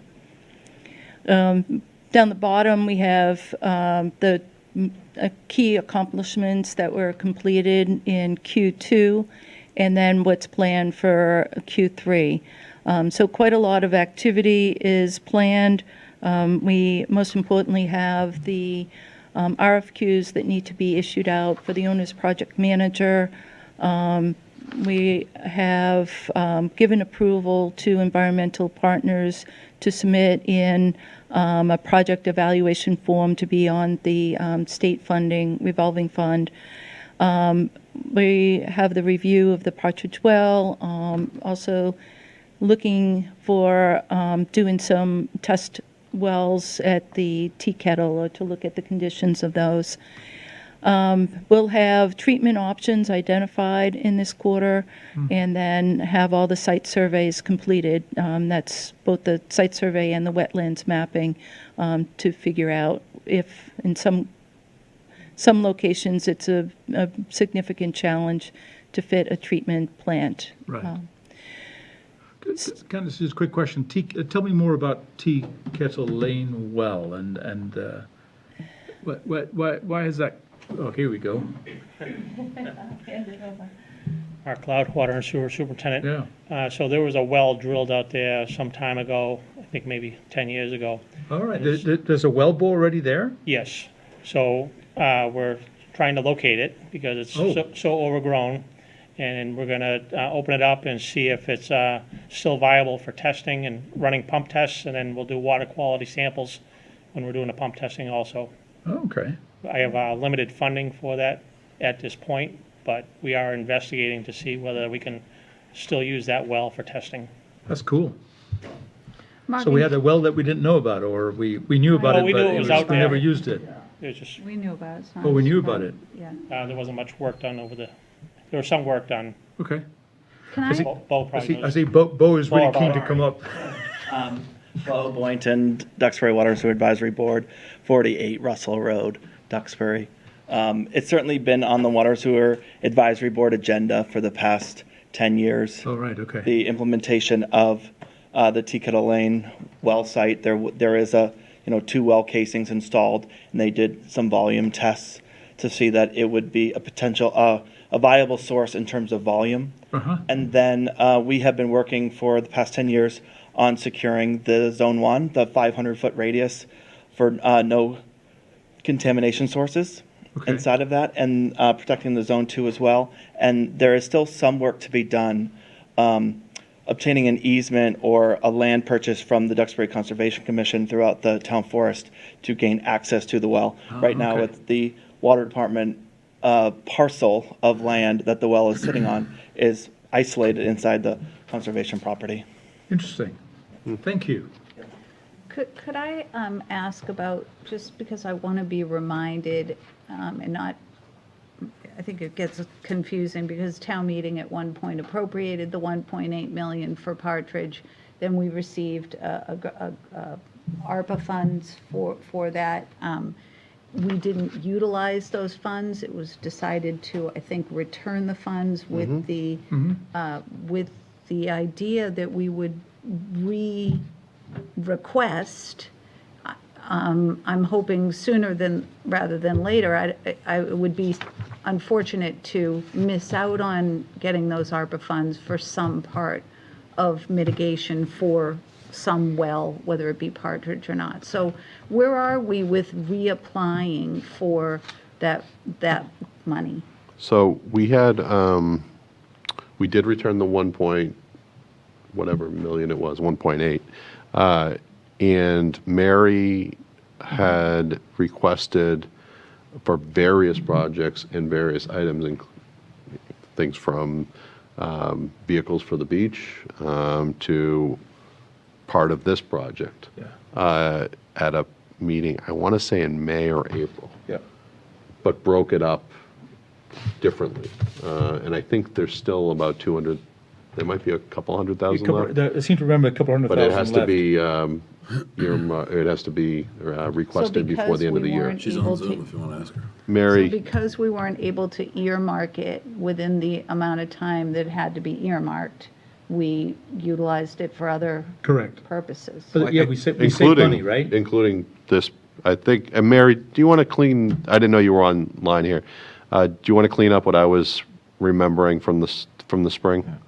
That went to the East Street water main, Yeah. East Street overpass. That's right. There was a bunch of things. Let me bring her over because she's just,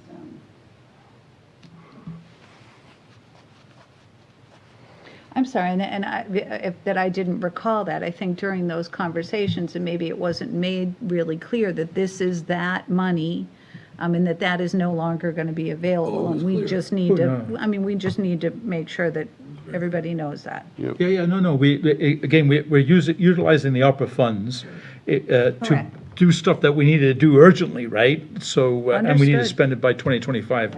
Yeah. Oh, look, Mary's still in our office, too. Look at that. I can pop down.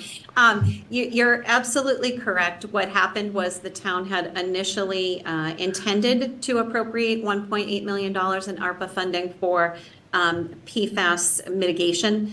And instead, because there were a lot of activities that were happening to try to move that project along and time was running out, what we chose to do was to return the $1.8 million of funding from ARPA that was originally intended to address PFAS issues. Instead, what we did is we moved forward with town meeting appropriations. So that 1.8 million is no longer on the table, so to speak. It has been reprogrammed into a variety of critical projects for the town. Some of them have been mentioned among your board right now about the East Street water main replacement project, some interim services over at our wastewater treatment plant, vehicles for the fire department as well as beach, among some of the projects that we have utilized ARPA funding for. No, I do recall those, and again, those were needed, and I just wanted to remind everybody that that 1.8 isn't going to be available, which kind of leads me to question whether, I know other towns such as Norwell were able to get DEP funding for some of their and grants for this. Are we still going to be on track for getting first in line for some grants? Do we have any update on that, Candace? The first step is to submit the project evaluation form, and that's due in July. One of the risks and issues that I listed down is that, like any grant, it's competitive. There's a lot of people vying for it, and that's where we need to reach out to our state representatives to support our project. So there's letters that were proposed to be written by the town to the state reps. I don't know other grants, but that's Environmental Partners has that as part of their scope to work on that. But the first one was the state revolving fund. And I know it's one of our it was one of our goals this year. Included in this is, and I stress that to Environmental Partners too, is that with all of this, it's funding, like whether it's the water rate study, it's what grants are available, this revolving fund. That's, I think, really important for this board to understand as we go forward. Right. They felt that where we are right now, it's early to apply for a grant and say we have this design project that we want this funding for. They felt in October that they would provide an updated assessment of what grants we should be really pursuing. Who's they? I'm sorry, Environmental Partners. It's part of their scope to identify the help with grant writing. Thank you, Mary. Thank you. All right. You do have more slides. So. Yeah, I'll just wrap up. So the risk and issues, I talked about the grant funding. We talked about Tea Kettle Lane and getting the Conscom land access. The two listed, the groundwater modeling and the PFAS modeling. One is to understand the source of the PFAS and help with understanding how that impacts the prioritization of the smaller, older wells. And then there's the PFAS modeling to support the prioritization. Both Weston and Sampson and Environmental Partners have had a kickoff meeting. It's a collaborative effort, so I'm not saying it's a risk, but it's a model. So the more monitoring wells we have to understand the actual readings to the model would be helpful. And I think the last slide is just the quick next steps of what we're looking at. Investigate the source modeling data and recommend monitoring well locations. So Weston and Sampson's scope is focused on the landfills. So there might be other monitoring areas that we would recommend that might contribute to the prioritization effort. There's also benchmarking with the U.S. Geological Survey that was done, and the source of water in the recharge areas is important to assess with that additional monitoring wells. DEP approval of the Site 2 assessment. I know Jim Begley had just reached out to them, and they said that we should hear of our approval on that assessment shortly. And as I mentioned, the letters to our state legislators is needed for the grant funding, so to get that in the queue. And then the RFP for the owner's project manager, we'd like that person to be on board November 1st. And that Candace, sorry to interrupt. Do we have funding for that? Do we have money for that? the owner's project manager? Yes. Yes, that was part of Article 14. Article 14, good, thank you. And then soon after that, we would like to award the design services for the priority well, which we have approved funding under Article 15. Right. And would like to initiate that by January 1st of next year. Cool. And I noted that we still, as the working group, we haven't gone through the full Partridge Well site assessment. It was issued out last week. So that's our update. We'll provide another one in Q3. Just one comment, and I'll let Brian.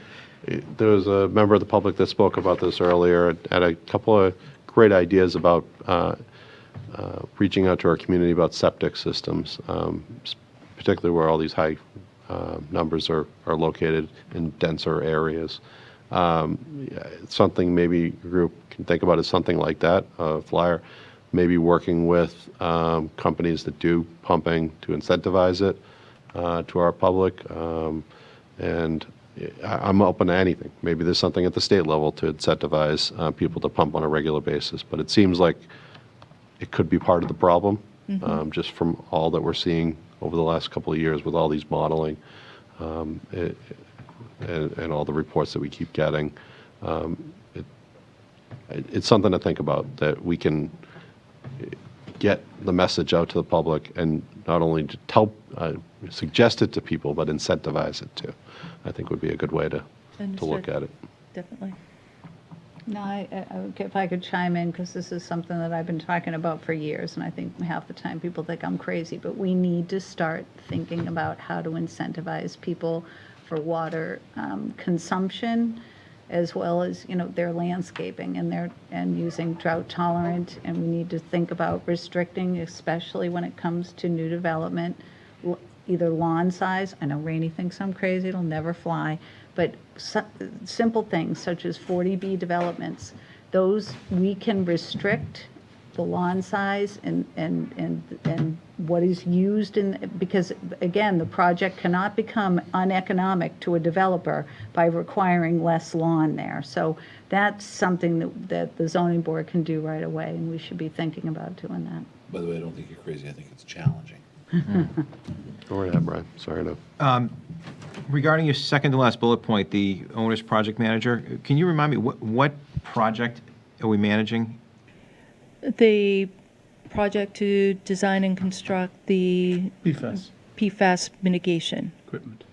Okay, so I guess I'm confused, because that goes back to my earlier question. I thought we needed to complete the modeling, the source modeling first, before we could design. Right, so the timing of this project manager, they would come in, review the prioritization and the recommendations that are available mid-November, and then they would be working to secure the design firm for January. Yeah. Okay. So maybe somebody can help me with the timeline, because I thought we were having... Take a look at the chart, the Gantt chart. Yeah. Take a look at the Gantt chart. I probably went through that a little too quickly, but I... One. There's two Gantt charts. Yeah. So this is done by quarter, Yeah. third quarter of 2024. Okay. Yep. And then All right, so we think the modeling will be done by then? By the end of, about halfway through quarter three? Yes. That's needed by October to come up with the criteria for the prioritization, the recommendation for the first well that needs to be remediated. Okay. I'm really concerned about the design piece, because of course that's going to be where the major expense is going to be.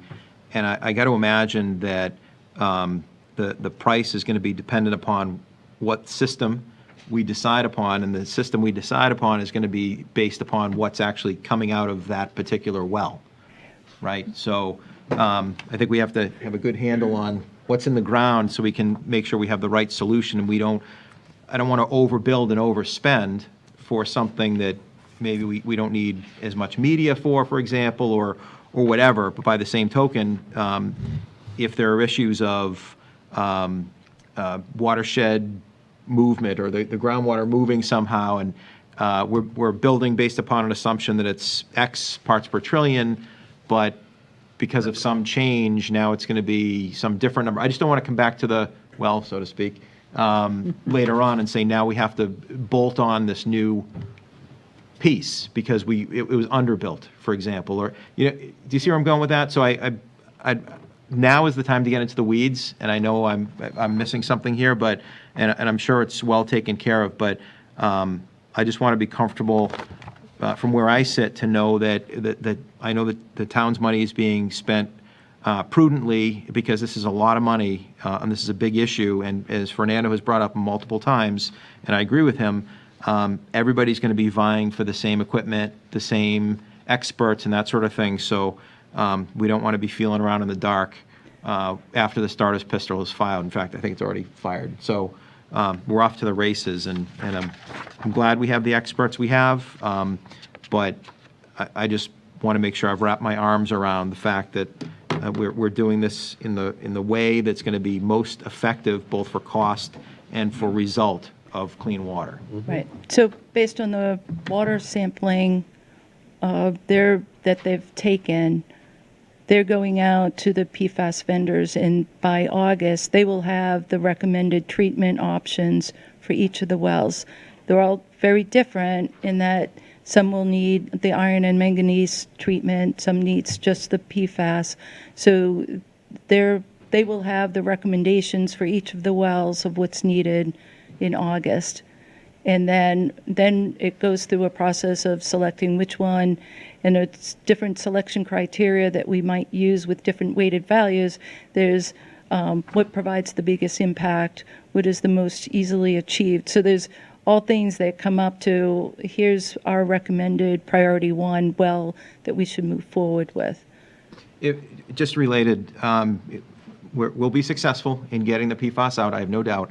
But we're going to end up with all these barrels, buckets, whatever, of contaminants that we need to do something with. And I don't want to get too far ahead of where we are, but at some point we're going to have to think of disposal of what we've collected. And I know there are emerging technologies such as thermal or whatever, but I'm wondering, as we go through the design piece, and maybe this is what the experts will help us with, I'd be curious to know, are there advantages or disadvantages of going with different filtering solutions that will result in different outcomes in terms of what we have to dispose of at the end of the day? Because obviously there are going to be costs and environmental concerns associated with that as well. Right. That's where we need the experts, Yeah. but there's technologies that are proven, like the granulated activated carbon or the ion exchange. If there's a new technology that comes out, you might have to pilot that facility and more cost. So there's a lot of work to be done in Q3 for environmental partners. But Yeah, well, because they are forever, I forget where I read it, but there's something along the lines of the only way to get rid of it, so to speak, is through some sort of thermal destruction or That's something the along those lines. carbon filtration, and there's basically two technologies that work right now: ion exchange and carbon filtration. Those are proven. There's some other stuff that's been. Yeah, but I mean, Let me just finish. Right. So the question you're asking is basically there's two options, right? And the questions you're asking is, once there's a project piece where you basically from a capital perspective, you decide which is the cheapest to construct and install. It could be iron or could be carbon. What you're asking is that will the design process or will the engineering kind of figure out the cost to operate carbon versus ion exchange technology, right? Ion exchange technology, the byproducts may be not as difficult to dispose of and costly versus carbon. Carbon may be more costly, so then you do a life of field or life of project economic analysis to figure out construction and operating costs, and you compare the two. So I'm hoping that's what you're asking for, and is that part of what environmental partners are going to be doing in the design of the Yes, equipment? absolutely. But I'll let you answer. Thank you. Just to respond to Brian, I think it's important to realize that the industry has a lot to learn. Certainly, not being the first to the punch, it is nice in some ways, and our DPW director and water superintendent have been doing a good job reaching out to peers. And there's been a lot of struggles. There's been granular activated carbon filters that are we're finding arsenic in the product water, and there's so much to learn, and we reach out to these professionals, and we'll see what happens. There's a big lean towards ion exchange for that reason, and other municipalities are heading to ion exchange because of the impurities in the GAC, and so there's just a million variables, and I hope we can do the best we can. Yeah. What do we do with the stuff we end up with after the filtering? And that's going to be the simple answer for GAC is that it's incinerated. Okay. It's found that PFAS can be destroyed at a very, very high temperature. Yeah. Right. And then it is found that with GAC, which I just spoke poorly about, and the resins as well, to my knowledge, can be incinerated, and the PFAS is destroyed at those high temperatures, and then the media can be reused. Yeah, okay, thanks. And we have a crematorium, we can just send the cans. No. Tanya Trevison, 21 Tinkers Ledge Road. But to answer your question, it has to be part of environmental partners' work to decide, right? Yep. I'm here on behalf of the Water and Sewer Advisory Board. So the last time we met, after Weston and Sampson gave its presentation, I have to be quite candid and say we were less than impressed because they provided nothing more than they did in October. I understand that part of that is because they're waiting for DEP to provide its approval of the proposed plan. But Jim Begley was very helpful in articulating exactly what we should be looking for going forward. I know he's not here tonight, but I'd just like to read an excerpt from an email that he did send. And it's regarding the scope of work for Weston and Sampson, this new one that's coming out. And based on their scope of work, it's limited only to the investigation of the McNeil dump. All right. That includes only gathering basic information on other local sources of PFAS. So the scope of work provided needs to focus on parameters as of sampling certain monitoring wells annually at the fire station, and also, what was the other one? I'm sorry. Oh, and the municipal landfill.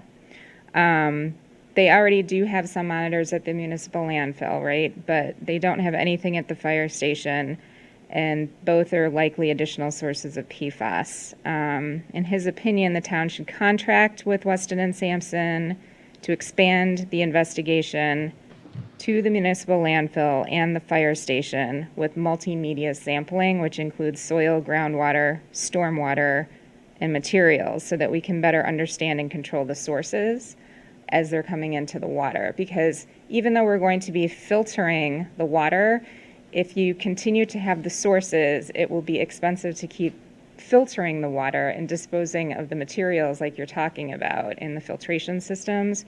And there can be many other contaminants that are coming out of these sources as well. Because we've been talking about PFAS back in the beginning when we were looking at water quality. We were most concerned about the manganese level at Depot Street, and then PFAS popped onto the picture. So these are issues that we wanted to talk about. And then following up on, I can't remember if it was Brian or Mike that mentioned the funding. Of course, that's the big issue, right?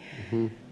The issue with having environmental partners in charge of seeking grant funding for us is all the other municipalities that have hired them are vying for those same grant funds, right? So we are of the mindset that it would be very beneficial for the town to hire at least a part-time grant consultant to look for money, because there's a lot of it out there, but if everybody's going for the same basket and nobody knows about this one, maybe we could get that one. So that's another thought we had. Let's see what else. And in response to the woman that spoke early when you were sitting as the water commissioners from the Duxbury Village. She's still here. There she is. Huge point, great point about the water quality, because all of this stuff is going straight to Bluefish. That is the key discharge location for all of these contaminants. And we know that's critical for our resources, for our aquaculture, our oysters, everything like that. So that sums up, along with what Candace really nicely presented, what the Water and Sewer Board has been discussing. So that's my update. Great, thank you. Thanks. All right. Any members of the public have anything they'd like to say or questions? Any board members? Could I just say that I want to thank the water and sewer, the water advisors, the water and sewer advisors for us. When I first came on the board, they had not been very active, kind of disbanded, COVID and even before that. And it took some, beating that dead horse, which I do a lot, to get them up and running again. But it's incredibly important.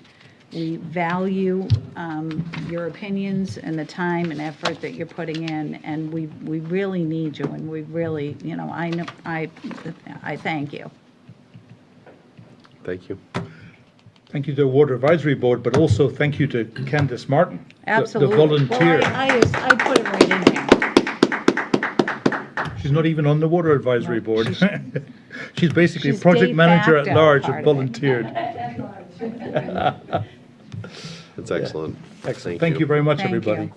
Thank you. And so there's food for thought, right? That we need to answer the question that came up with regards to the scope of the Weston Sampson study and whether a part-time grant writer is something that we should be looking at. So Right, and those are questions that have been put towards the board. So we need to put them on the agenda at some point to talk about.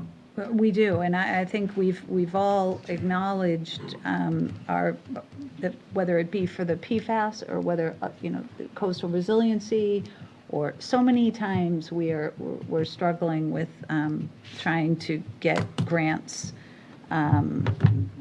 submitted and ultimately approved and awarded to us. And I think for this and for some of the others, we've talked too about maybe utilizing the services of a consulting firm that would assist with some of that. Have we had any, have you? It'll be coming up under the Sustainable Budget Task Force discussion when they talk about expenditures. Yep. What we can and can't do. That's where that comes. Yep. Okay. Remember, any new positions we've set up for the last couple of years would require. And again, this would be it's not a new position for the town. It would be a resource that we could utilize. It's a larger discussion, and it kind of wanders off this agenda item. But Okay. it is part of the scope of the Sustainable Budget Task Force Sure it to is. look at basically sources of revenue and expense, right? So we are looking at it. And that is very much appreciated, and I appreciate those efforts as well. But as a member of the board that is not on that committee, I think it is helpful for me to know that our communications that we had asked for this to be looked into, what is available to us, that isn't being done because it's being looked at by a group that, again, none of us are a part of. I think You it's helpful. get an update, Amy. for Getting me. an update You get an in 2 update. meetings. In two meetings, you have to It's- already it's have one helpful update. to know that. And you will I have an appreciate update. So I appreciate your comments about this, but respect to the PFAS consultant, but I do think we should stay here. Do you have just a final point on that? Yeah, really brief. Sure, go ahead. Yeah. I just wanted to say, looking back towards Partridge and the $1.8 million, I'm really proud of where we are today, looking at everything comprehensively. I think that all the organization of priority wells, the town meeting articles, I think everything's being really well done, and I just wanted to share that. I'm really proud of everyone involved, and I think it's being really well handled. Thank you very much. Thank you. And thank you for clarifying that for the folks that may have been listening about the PFAS and the ARPA funding. It wasn't for just PFAS mitigation. It was earmarked for the Partridge well. Right. And that's why it was sent back. Right. Because we didn't want to. All right. Thank you. With that, I thank you all for your help tonight and your information and all your hard work. I really appreciate it. We have a discussion regarding the DPW building update, and that's going to be presented by Jeff Alberti, Brian McCusker of Weston and Sampson, and Joseph Sullivan and Kevin Sullivan of CHA Consulting, Inc. With that, whoever would like to lead us off.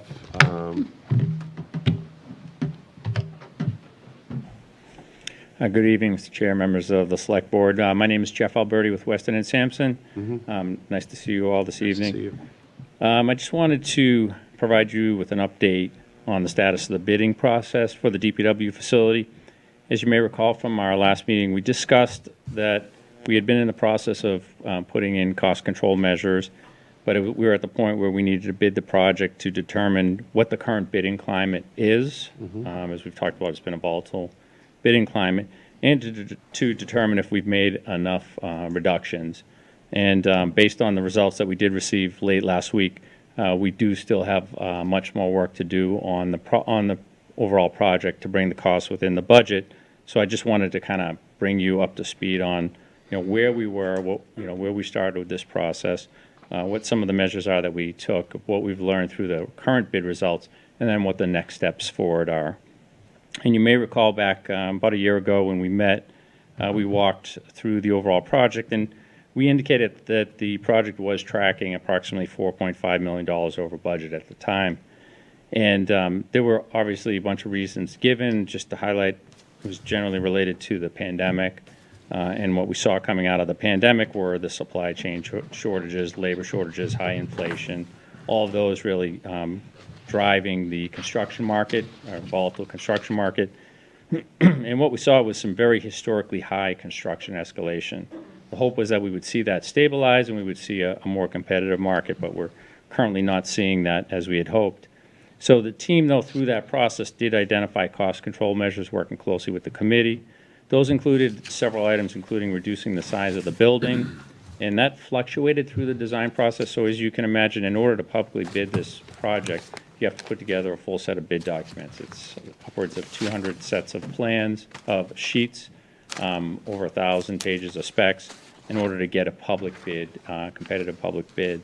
So through that process of design and working with the DPW and the committee, we went through iterations to figure out if we could reduce the building. We looked at deferring portions of the industrial equipment within the building. We evaluated some early site packages to see if we could get some more competitive bids by breaking out the project. And then also looked at some alternative structure types to see if we could save some costs, as well as looking at site development reductions.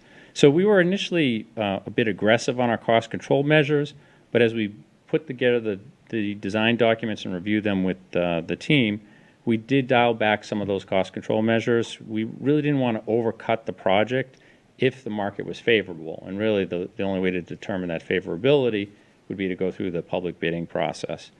We reached the point where we incorporated all of those cost control measures that I mentioned. We felt that we could move them forward to get those bids from contractors.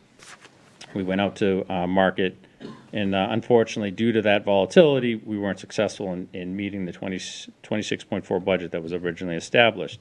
So with the current low bid of about $25 million and the associated soft costs, plus $1 million in contingency that we need to carry, we're still hovering around a $30 million mark. So we reduced about $1 million in some of the savings through that bidding process. So although we didn't achieve all of the cost savings, we were able to identify what some of those higher cost markets are within the project, because now we have more details. We have the 14 trades on the file subbid, so we know where those prices are running, plus we have more information on the site. What we saw was a continuation of the year-over-year increases in double digits.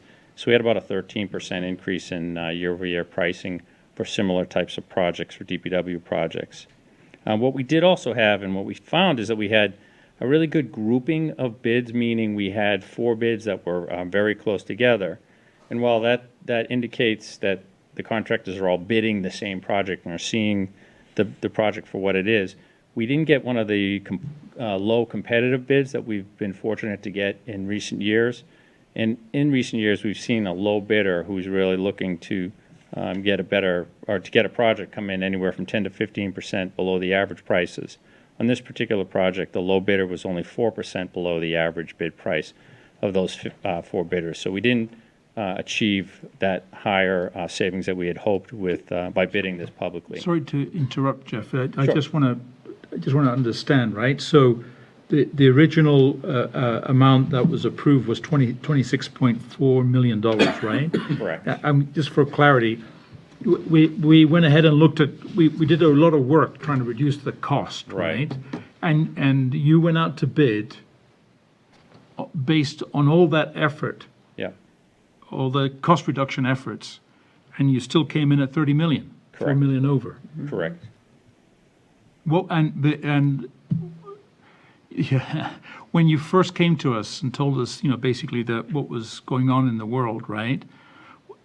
For the project that was not the original scope, that you hadn't finessed and reduced in scope, what was that bid? What was that estimate at that point in time? So that was, I think, $31 million. Right. So basically,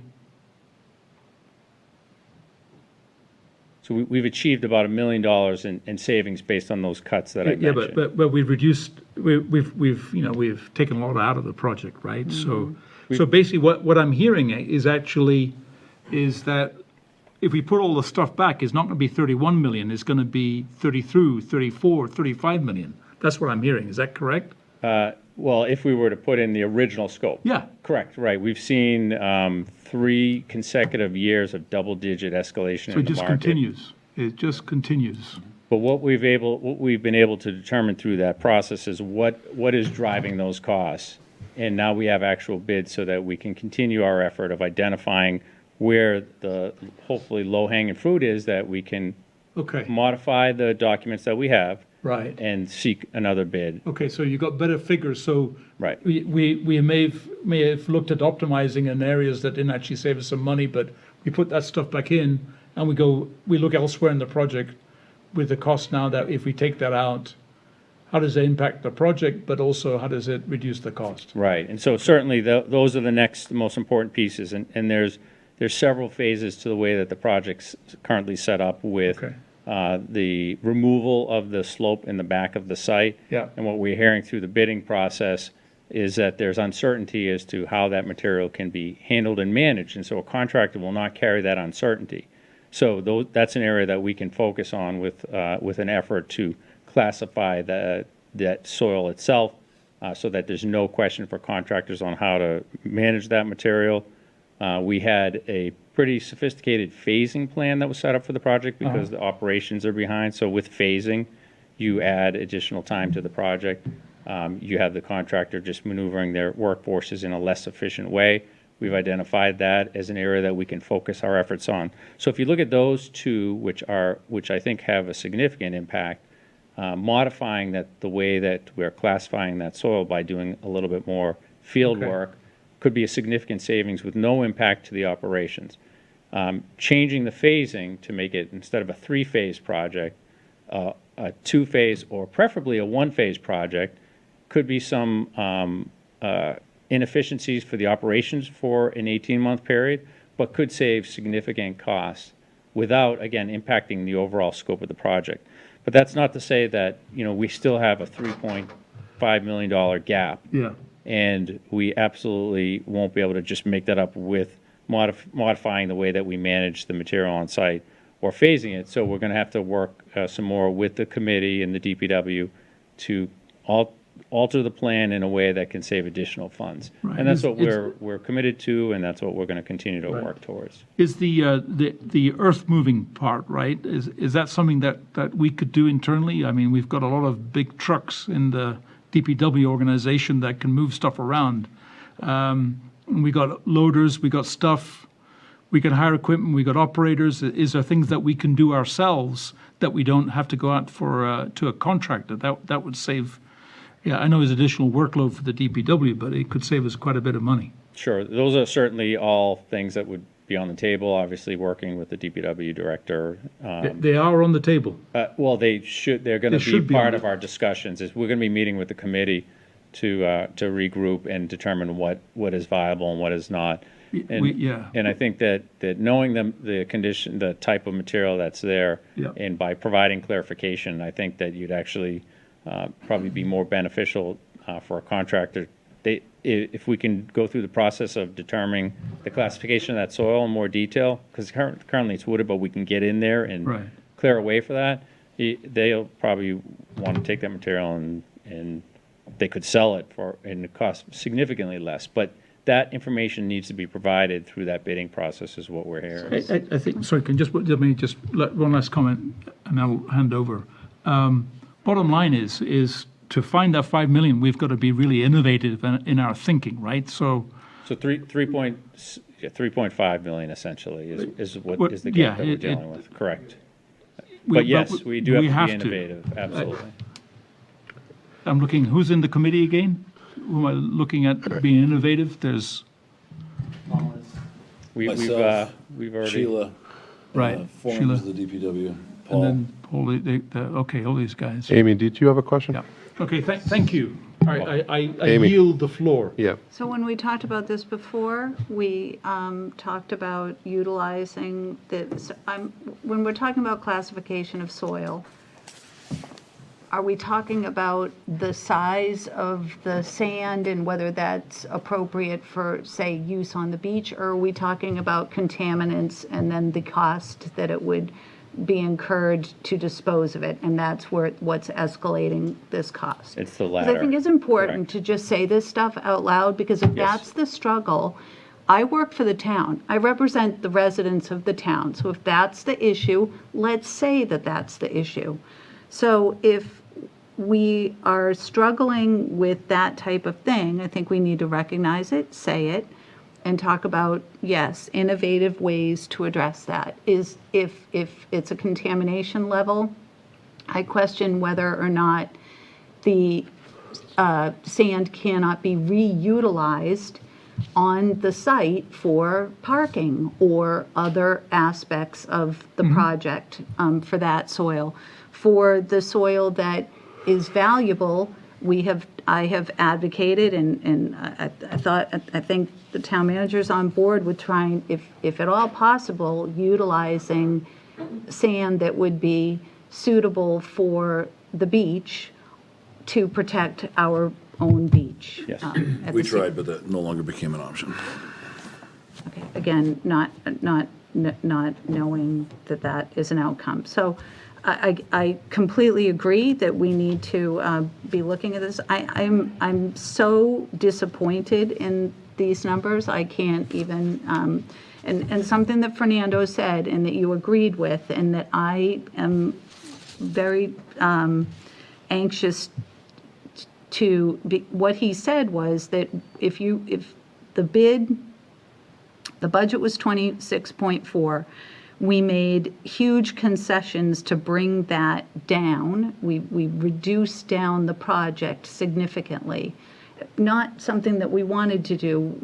We had to do it. It still came in over budget.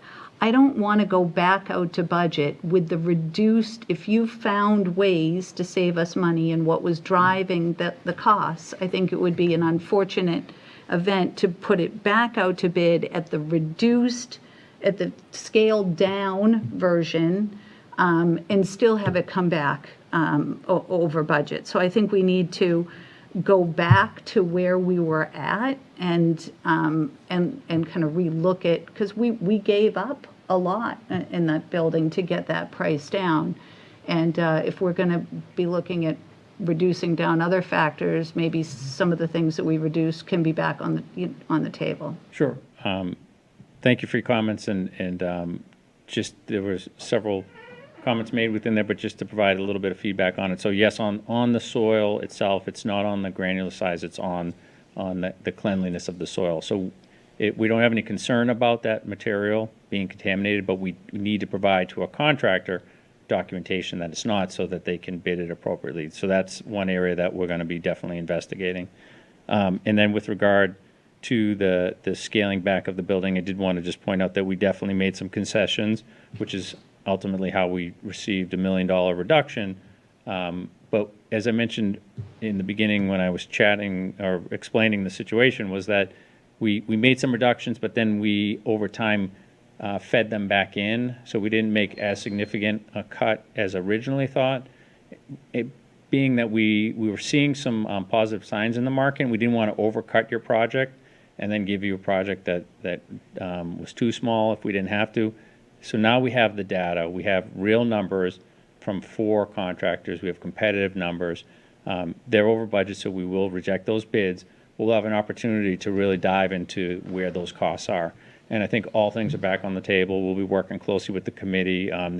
Members of the committee have already come up with some suggestions on ways that we can modify the project scope with the goal of minimizing any operational impacts while meeting the $26.4 million budget that was established for the project. So we certainly have to get innovative. We need to challenge ourselves, and we plan on doing that. We have a team that works well together, and we'll be back to you with updates as we dissect those numbers and identify what those innovative ideas are, and we'll bring them back to this board at a future date. Do any other board, go ahead, Yeah, Cindy. just back to the soil for a minute. So we don't know whether it's not clean or not. I mean, we just don't know. We don't have that information. Is that what you're saying? Early on, we did some preliminary sampling. We were able to grab one sample from the back area that showed no indication of any contamination. Okay. It's just an unknown because it's a vegetated space that we're Okay. going to need to I got get it. into. So it was my impression, and I don't know that this is true or not, but that the size of the sand and the rocks and the gravel and the whole, but would be appropriate for use on Duxbury Beach. And then Well, it could be. It'd have to be mixed, though. The sand that went out there, it would have to be mixed with some kind of gravel material. And the timing of it, it could be out there as long as 18 months, and birds could nest on it. There's a whole host of variables. That's why we realized it wasn't going to be a viable option. I'm sorry. I know it's 30,000 late for me, cubic. so. It's 30,000 cubic yards of material. So that's about 600 feet long, 20 feet high, and 40 feet wide. And it would go into the parking lot of Carson Blakeman's. That was the idea we were shooting for. But it would have to be there for so long because of the timing of the project of when it would actually be extracted, and then it would have to be trucked over there, dropped there, stored there until it could go out in front of the beach. But we don't have any funding to bring it from the beach to the actual area where we have to dispose of it in front of the seawall. We'd have to get funding to do that, because that's not part of this project. That's separate and apart. Right. So it was not a viable option. Plus, once we got the sand over there, then it would have to be mixed with gravel or some larger scale material. So Okay. again, more money. All right.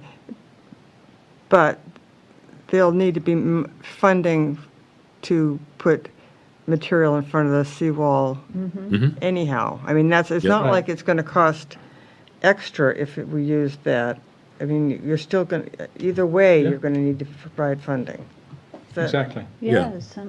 We thought, looking at it from the overall perspective, it's just better to buy the sand somewhere else rather than hold it there for God knows how long and not knowing if we can use it or not. And if we have to, then have to add something to it. Okay. And if I can ask, when you're saying we, is that also DVR? Is that? Well, we had talked to them about it. We talked to Leslie Fields about it. Yeah. Worked with the engineers. Worked with Okay. the committee, talking to DPW. Yeah. All right. All right. Thank you. I just, to clarify, select the Yeah, it would have been a great idea. I was trying to store it at North Hill. We've got a spot over there I thought might be big enough. I wanted to go to the East Street Bogs. We just couldn't find appropriate sites to get it in and out. I was really excited about being able to I was to too. do this, and Okay. I didn't realize that it was off the table. Ryan? Thank you. Yeah, so, big picture, we went to town meeting, yeah, I'm with Amy on this, to say that we need a new facility for Sheila and her team, to provide top-notch services to the residents of this town. DPW touches everything that's important to the quality of life here. And I'm concerned that, and to Amy's point, we cut multiple components off of the project. One of the things that appealed to me, and I think appealed to other voters at town meeting in approving this in the first place, is that one of the big benefits is we get so much of the equipment undercover and extend the life of the equipment, because of course there's cost that goes along with that. If we have to replace six-figure equipment on a more regular basis, certainly there's savings in putting it into the building and extending the life of the equipment. So I'm concerned that we're not providing or not able to provide that level of return, for lack of a better word, to the voters of the thing we told them we wanted to provide. One of the things you mentioned, Jeff, about the bids that came back is you've identified some areas, some common areas that we might be able to drill down on. Can you share those with us? Yeah, so those were some of the ones we were just talking about, primarily through the soil, management of that soil, a better classification of that soil so that it has more value to the project, meaning less cost to the project, which is going to provide them more value. And I think that we're hearing through the bidder questions, and certainly after we get through the bid rejection process, we'll be able to have more detailed conversations on the real numbers there. So that soil area is probably one of the bigger ones. The phasing I mentioned earlier, that's a critical component because of how much a contract has to move around from one area to the other, because we weren't just vacating the site and giving them free reign of the site. Certainly, I know that that's a challenge in itself because the town doesn't have any large property, but that's an area that we want to investigate. One of the other areas that we looked at, we had originally removed industrial equipment, a good portion of it. We added that back in, and we're wiring the building up so that it can support that equipment at any time, but that might be one area that we can gain some cost back to build the main structure and then work to ultimately fit out that equipment or reuse equipment for a longer period of time that exists. The salt storage structure, while we changed from a wood frame building to a fabric or tension membrane structure, which is a savings on the structure, we kept the 12-foot high concrete cast-in-place push walls, and there's precast concrete blocks, large block bin walls that communities have used, and that's an option that has significant costs associated with changing. So some of these are changes of materials, and they'll have different impacts. In the salt shed situation, what you'll find is that you'll reduce your storage capacity within a salt storage structure because you can't store the material as high, but you'll still be able to store a sufficient amount of material. You just might have to order product 2 or 3 more times a year than if you had the larger structure. So there's things like that that we'll evaluate. And the goal would be with each of these is we don't want to just say, okay, we're going to cut the vehicle storage garage, to your point, and we'll build the rest of the building, because that's not the intent of the project. So we need to get more creative with how are we storing the vehicles. Right now we have a center drive-through aisle where you pull off to the side. Center drive-through aisle adds more space. Can we go with drive-in, back-out bay configurations to save on the overall structural cost? So those are things that we're going to dig right into as early as tomorrow. I get that, but I guess the point is, I want Sheila and her team to say, great, thank you, town, for giving me this very workable, modern facility, not, because the budget didn't allow it, now I need to in other words, this is going to be the thing that we want, not the thing we get stuck with. So we said we get four bids. Yeah. Were we anticipating more, or is that approximately in the ballpark of what we were expecting? That's a good average. Okay. We had a few more pre-qualified bidders that did not submit. Okay. Is that, so they're close in range, so that suggests to us that they're all kind of tightening their belts and coming in? Or Yeah. what does that tell us? Because there was not that one low bidder that is really looking for the work, it tells us that the market is saturated. And so bidders aren't tightening the belt as much as we would hope in this situation. As I mentioned earlier, we saw last year a low bidder that was 14% below the average pack. This bid, we only have 4%. That difference, 10%, is over $2 million if you had a competitive bid. So, the hope is that we'll be able to put in overall some of these additional modifications we talked about, understanding that your goal is to have a building that meets the operational needs of the DPW, so we'll work very closely with the DPW on any suggested modifications, and then continue to work through pre-qualifying bidders again and get as much attention as we can so we can have a strong pool to hopefully achieve really competitive low bid. But as we've talked about at previous meetings, we don't control the bidding market, and it's really going to be dependent on who's looking and who's hungry at the time. But we'll continue to keep our eyes and ears out and try to get more contractors interested in bidding the project. So, and to that end, I want to just pick up on something that Fernando brought up, which is the actual project that was bid. This board has looked at multiple iterations with things. Well, we didn't add anything. It seems like we're always taking something off. The original project with all the I don't know what you call them, the overhangs. Yeah. And so everything's undercover, right? We think that's coming back at how much again? It was 30-something? We haven't priced that project, but when we came to you about a year ago, it was about $31 million. So factor in that we've seen 10 to 15% escalation since that time on top of that. And the escalation, you talked about, I think it was 4 areas that had gone up, but the escalation, is that labor, materials, both? We've seen it's been the labor shortages and the supply chain shortages were the really driving. We saw in 2022 a 33% jump in public works facility costs, just looking at that market. 2023 we saw 15%, and now we're looking at 13%. So it is slowing. Certainly 33% is unprecedented. The average escalation when we originally came up with the $26.4 million was 3 to 5%. And you'd ask any estimator at the time prior to this unprecedented event, that's what you would see for escalation. But we saw these larger numbers. So it is slowing, but just not at the rate that we had hoped. And it's really hard to predict. It's still a volatile market. We had high inflation, as everyone knows. That affects everything to do with material costs as well. It affects labor costs. So, we're continuing to try to monitor it, but we're hoping that it'll continue to flatten on the escalation.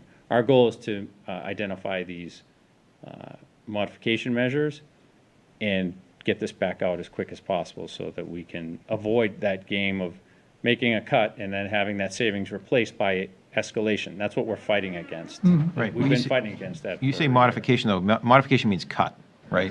Yes. Okay, so I like Amy's point about being clear about what we're talking about. Well, and the reason I use modification is our goal is not to just come in and cut this. We're looking to modify material types, configuration, as well as to cut space. And I think I said that earlier in my comments that has to be part of the process of looking for cost control measures.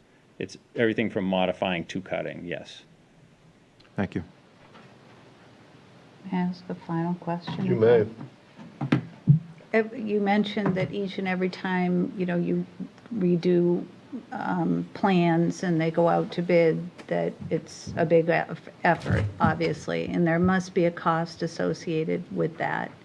What is that cost, and how is these multiple bidding attempts, how are those being paid for at this point? So at this point, any of the redesign and modifications that we made, we're doing within our fee, so we're not charging the town for those modifications that were made through this process. We're trying to be a team player on this, and we understand what our objective is, and we're working to do that within, so it hasn't cost the town anything in that respect. That's good to hear. Thank you. Thank you. Thank you. Yeah, appreciate that. I think this has been well covered, but I certainly will get, does any member of the audience or any person on the committee have anything they'd like to add? Candace Martin, 59 Gurnett Road. Just one request, as the committee has done changes or modifications or cuts, if those could be itemized out. I know from fiscal advisory, we had a number of projects that came back years later after the police station was Right. completed. So I want full recognition and acknowledgement that these are the cuts. So it would be appreciated for us to have that and fiscal advisory to know. The second thing is, in regard to grants, there's a coastal resiliency grant that's coming up for submission in July 17th. So are we resubmitting for additional beach nourishment for that? And who is responsible? A little bit off topic, but Randy, could you add that to your list of something to address in the future? I believe the Coastal Resiliency Task Force has contacted Woods Hole, and Leslie Fields is looking into any potential projects for that grant, Is she applying for it? Oh, so she's going to apply for it? and she would apply for it. Okay. All right. Go right ahead. Hi, Bo Boynton, 48 Russell Road. I'm also a contractor who works in the town of Duxbury. My best client is the Duxbury Beach Reservation. I just want to speak that the Duxbury Beach Reservation's been asking for the sediment for a really long time. They're willing to pick up the costs to get, and they've been making offers as such for a while. And I'm going to bite my tongue because I provided a lot of bids, sub bids for all 4 general contractors, and I feel that I have had a very aggressive number. I'm probably one of the low bids, so I'm not going to say too much, but I feel that there's a lot of value engineering to be done. I don't think that the retaining wall in the back is necessary, nor does it provide much benefit to the town. I feel that the drainage is really intricate and really difficult to construct and could be redesigned and have a better environmental impact in terms of rain gardens and bioretention swales. And I understand it's a smaller site, but I feel that it can be done as a civil engineer. And I'd love to help. I want to offer my services to help the town cut costs. Thanks. Alicia Babcock, Ocean Road South. Just wanted to comment about the sand piece of this too. We have this relatively compatible sand. It's Duxbury sand, and whether it goes to the resident side or it goes to the DBR side, it's becoming harder and harder to source this sand. So the availability, when we say, oh, well, we'll just go buy some, or we'll, it doesn't mean that it's there when we need it. And it doesn't mean that it's close by either, because there are trucking costs attached to these things as well. And maybe there's a way that we can work out an arrangement with DBR. I mean, and if you're, I don't know exactly what the dollar amount that the sand is worth if you were to sell it off to someone else, but instead of leaving it sitting in the DBR parking lot for 2 years, maybe DBR spreads it on the beach, and maybe DBR would maybe share a little of the sand that they have from their other source with us, and maybe we can work something out. Or I don't know, but there's got to be a way to negotiate and get creative here, because it's sitting right there, and it's much more valuable to us than it is to anybody else, even if you have to mix in a little gravel. So I think we should really think long and hard before we give that away. Thank you. I don't disagree with that. I really see the wisdom in it. I just have one question, and I know this is not totally our purview, but, you know, Bo brings up a good point, and I know Rainey is a resident on this committee, and so is Paul. Does this committee need, or would it benefit from having any additional residents with skill criteria to assist in cost Not that I've cutting? seen. Not that I've seen. I mean, I know that you said that. I'm just putting it out there. You know, this is, we're the board here, and this is, reluctant to be too negative about this obvious issue with the over budget.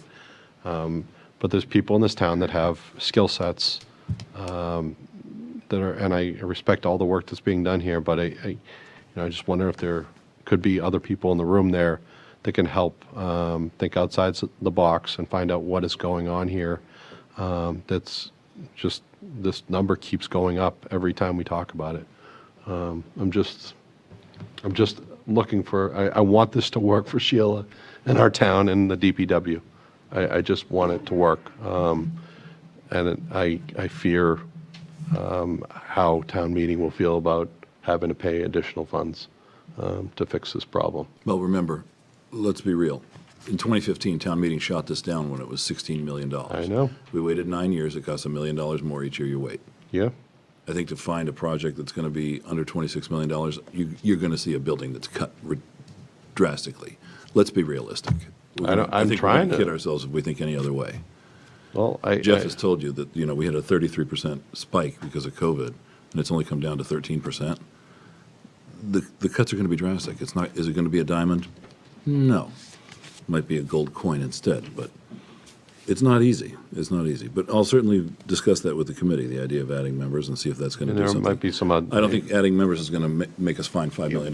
You know, even if it's, you know, like Bo's offered his assistance, if there's somebody, you know, a builder or somebody that can help with looking at maybe, and this is their specialty, this is your specialty too, so I'm not saying that you're doing it wrong or anything. I'm just saying, you know, it'd be helpful, you know, if there's people that want to help here.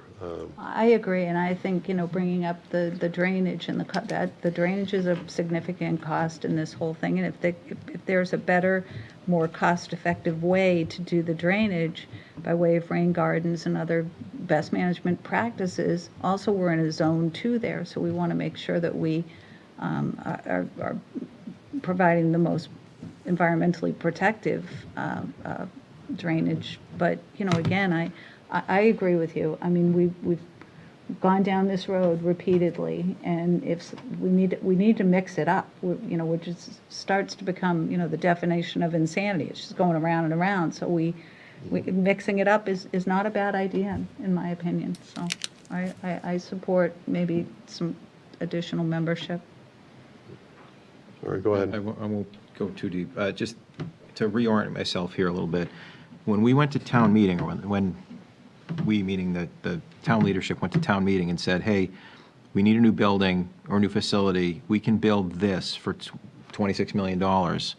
Where did that come from? Like, what did we base that assumption on? Because it sounds like, and I understand the market changes, but we're almost at a point now, at least what I'm hearing, is that the environment has changed so much that there's really no way to build something that we need for 26, 27, 28 million dollars. So we're going to have to go back to town meeting at some point, either to, I mean, we're going to have to update them to say, hey, this is where we are, if nothing else. But if I'm sitting at town meeting, as I do, and I'm thinking, well, what was the basis upon which the original proposal was pegged at 26? Because it looked like a really good, I thought it was a terrific proposal. And I need to understand better how we got to where we are now. I'm not pointing fingers. I just need to understand what has changed. Are we blaming it all on the market? Yes, as far as the costs go, correct. So when we went to town meeting, we had a feasibility study that was done. So essentially an overall size of a building. And then we have a conceptual cost estimate, which then uses historic data as well as in a feasibility study, you don't have full design plans, so you don't have an independent estimate that's done at that point. So that was done to get the initial funding. What year was that, Jeff? This is important. So I What think year the was this? feasibility study might have been 2019, 28, started in 2018. Started in 2013, update was in 2018. Correct. The 2013 was original, then we updated 2018. 19. When did COVID hit? Remind me. 2020. And then, yeah, we actually, and this goes back to an earlier presentation, we actually I know. saw a drop in prices during COVID because contractors Didn't know if there's going to be work out there. So we actually saw, this is the only time I've seen a dip in my career on cost per square foot. And then after we came out of COVID and people returned and the supply chain issues hit, and I'm sure everyone remembers those impacts, Yeah. we saw construction prices skyrocket. So this issue of what you're seeing is consistent with what every community is seeing for capital projects. The timing for us was that we had a feasibility study that was done before these historic escalation rates of 30+%. And I've never seen that in my career as well.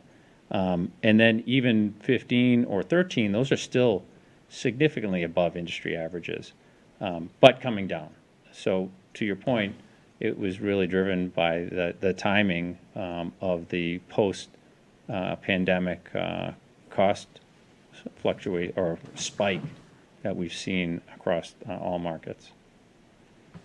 And while this was certainly an unprecedented time in our history, and I don't, we can't, I'm not blaming you for these, these problems in the market. That's not the intention. But I think one of the things that the residents at town meeting that year do remember was that there was quite a bit of discussion on the contingencies and making sure that there was a cushion in there that would accommodate, again, no one anticipated what was happening, but it was promised to the residents that there was a cushion in there sufficient to provide for these big fluctuations. Pre-pandemic, that's correct.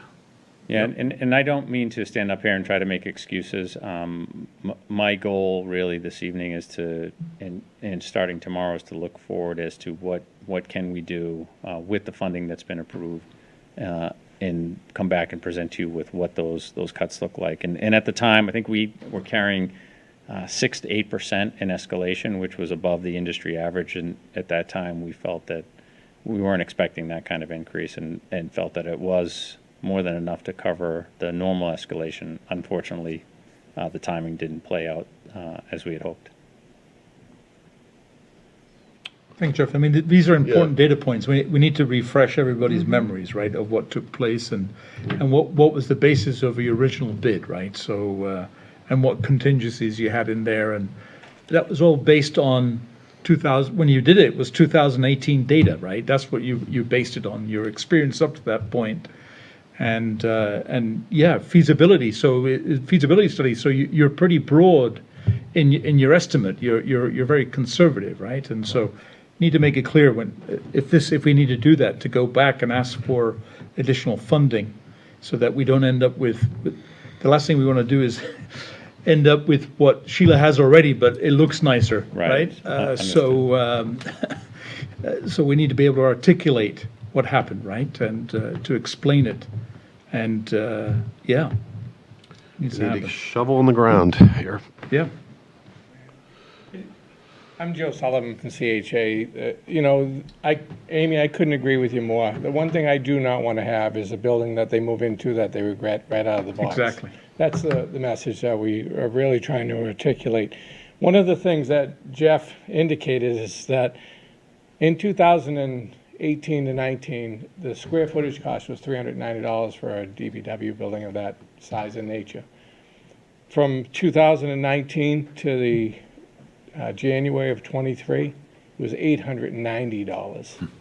There is no possible way, and you can build every contingency imaginable as far as your contingency in there to try to cover those type of astronomical increases. One of the challenges, and you're not the only town or city that's dealing with it right now, I just literally went through a whole design. We the original design was done in 2020.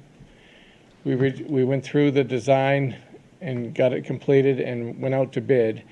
They estimated, we were at $660. We were $340 higher than what we anticipated in 2020. And it came in at $830. As we did, and we, no different than the town of Duxbury did, and with the building committee, we looked at, and, you know, they say value engineering. It's, you know, cutting quality, and what I mean by that is, you know, you're not going with a particular siding, you're going with an alternative, less expensive siding. You try to reduce square footage to accommodate the needs of whatever that program might be. What we didn't anticipate, and we still, right now, it's still volatile, is that increase that occurs that's currently going on the escalation as we're trying to reduce. Like if we think it's 660 and we're going to cut X amount of money to get $1.5 million off, we're seeing that increase of that escalation, and we can't anticipate. Like we're figuring 5%, it's going up 13.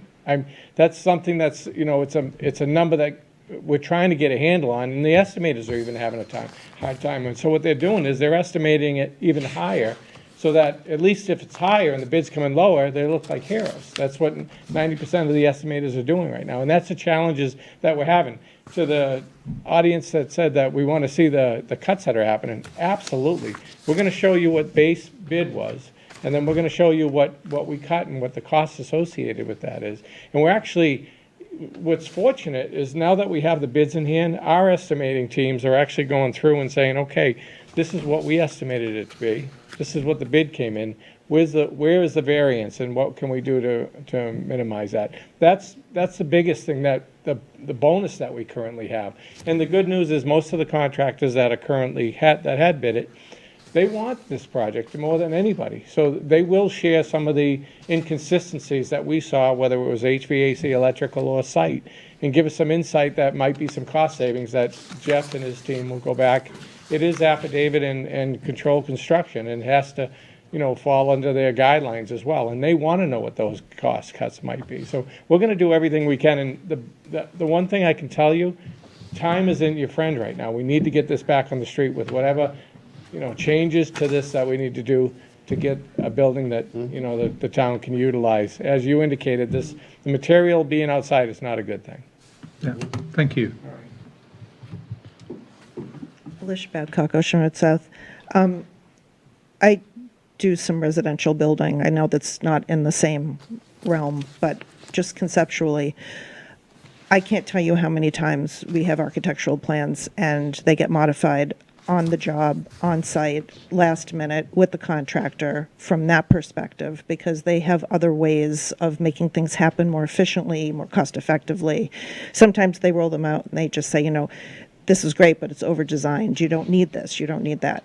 So I think that Bo's suggestion is actually great. I mean, maybe some of those things don't actually come to fruition, but it certainly doesn't hurt to put people like him in the room with Weston and Sampson and the committee to brainstorm. I don't see what harm could possibly come of that. I think that, you know, everybody's got a lot of hours into this. Everybody's really wanting this to be the best that it can possibly be. So instead of shaving and shaving and shaving, and then, you know, hundreds of pages of plans have to get drawn up, and that takes a monumental amount of time. And then 6 months from now, they come back and do another presentation. And the more they shave and the longer the time goes out, the more it costs. And so there's this relative relationship that just keeps going and going. And at this rate, next year, we're going to be buying a shed at Home Depot. So, you know, I think that we should really, time is of the essence, and I think that there should be some real urgency here, and I think people should get in a room as quick as possible and really hash this out from all different perspectives. So, thank you. Thank you. All right. Thank you very much, everyone. Yeah, Appreciate the thank you. update. Thank you, Jeff. Thank you. And include that. Now we have a discussion regarding our negotiation about the fiscal year 25 Duxbury Beach lease. And if I may, Mr. Chairman, Sure. I will provide you all with a refresher.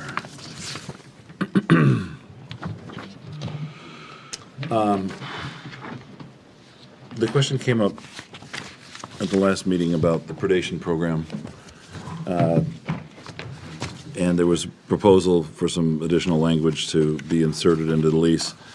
And so what I did was had communication with Chris at the DBR, and here's what it says. I'm giving you all copies of it, and I've got copies for anybody that needs it. Good afternoon. Rainey reached out to the DBR on behalf of Mike McGee with the following request. For completeness, can we get confirmation that they have received and rejected the resident predation language request because it would put us out of compliance with the current HCP? And to that end, in response to Mike's request, that DBR provide confirmation, the email below is correspondence between DBR and state regulators and wildlife biologists from Mass Fish and Wildlife and the Natural Heritage and Endangered Species Program, as well as the Federal Environment Law Enforcement Agency and USDA APHIS. It states the resident attorney proposed language regarding predator management on the Duxbury Beach does not meet the HCP requirements as we discussed during the Monday, June 10th Select Board meeting. If the town decides to adopt the proposed predator management language, DBR will no longer qualify for the HCP program. As discussed last Monday night, I urged all concerned parties to reach out directly to the state and federal authorities for any further clarification on the predator management requirements. All contact emails are provided below. That way the town can clearly communicate to the residents and employees alike without any concern of DBR misrepresenting or misunderstanding the HCP requirements. Now, I don't know, did any of you reach out to anybody on there? Because I didn't see any communication back and forth by way of email. Did I reach out to Any of you? You were all copied on the email. Did any of you? What? I didn't know if any of you had. I wasn't aware. Where were you meant, sorry, I'm getting confused I'm by not your a question. concern. really. I You think were what that, asked if you wanted to comment, and you had the opportunity, and that's Me? what, yeah. Where were we asked to comment? In response to Mike's request, the email below is correspondence. If the town decides to adopt the proposed predator, well, anyways, asked or not, do you agree with this? well, yes. So, Then let me. this let me- is what let me- I, Then let me continue. Remy, okay. Because there was one more thing I needed to say. Okay. yeah, I thought, I was glad she did that. I was glad she put everybody in the that's what you thread, mean. and nobody had any correspondence or anything.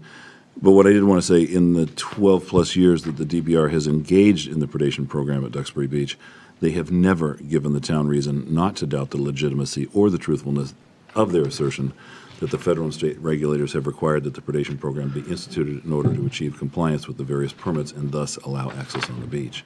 That is still true today. What happened at the last meeting is residents were looking for validation from them, saying, go to the source and find out I think if it's contrary, and we found out. We Right. went to the source and we found out that Right, what they because were we saying put was them not on the contrary. spot. the bottom line was that people, obviously, participants at that meeting had a concern with regards to the predator program. And when Chris was talking and explaining the reason why they have the predator program for the HCP, there were members of this audience that were basically booing and Yes. and basically, no, wait, let me just finish. Okay. Let me just finish.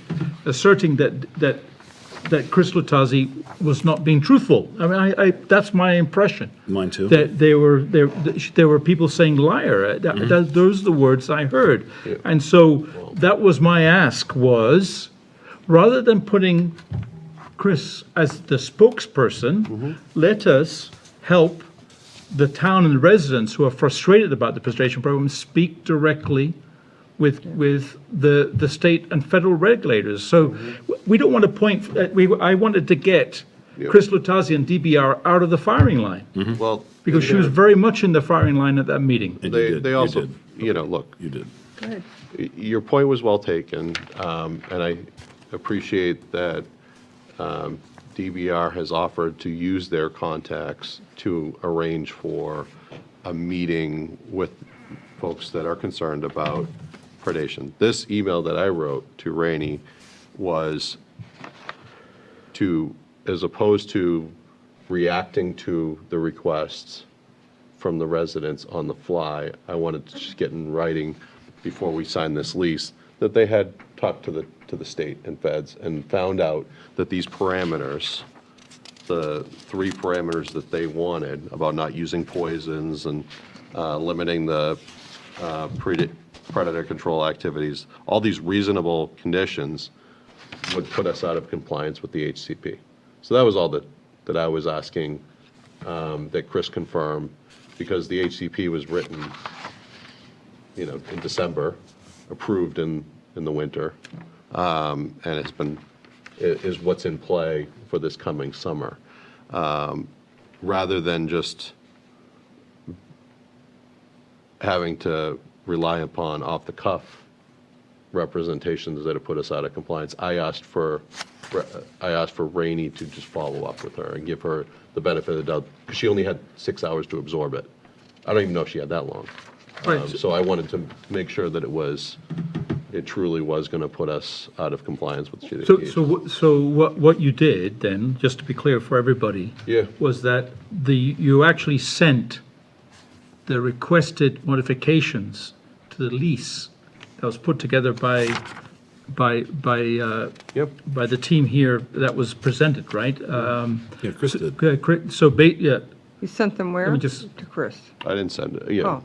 So Chris sent that requested changes. The predation program shall not include the use of any poisons. Predator control activities, including without limitations, hunting and trapping, shall take place only during the 3-month period beginning January 7th and ending April 7th. All persons participating in the program shall be directed not to kill any animal that appears to be pregnant or to be a lactating mother. Those were the requests that were put together by the audience, right? By the residents, right?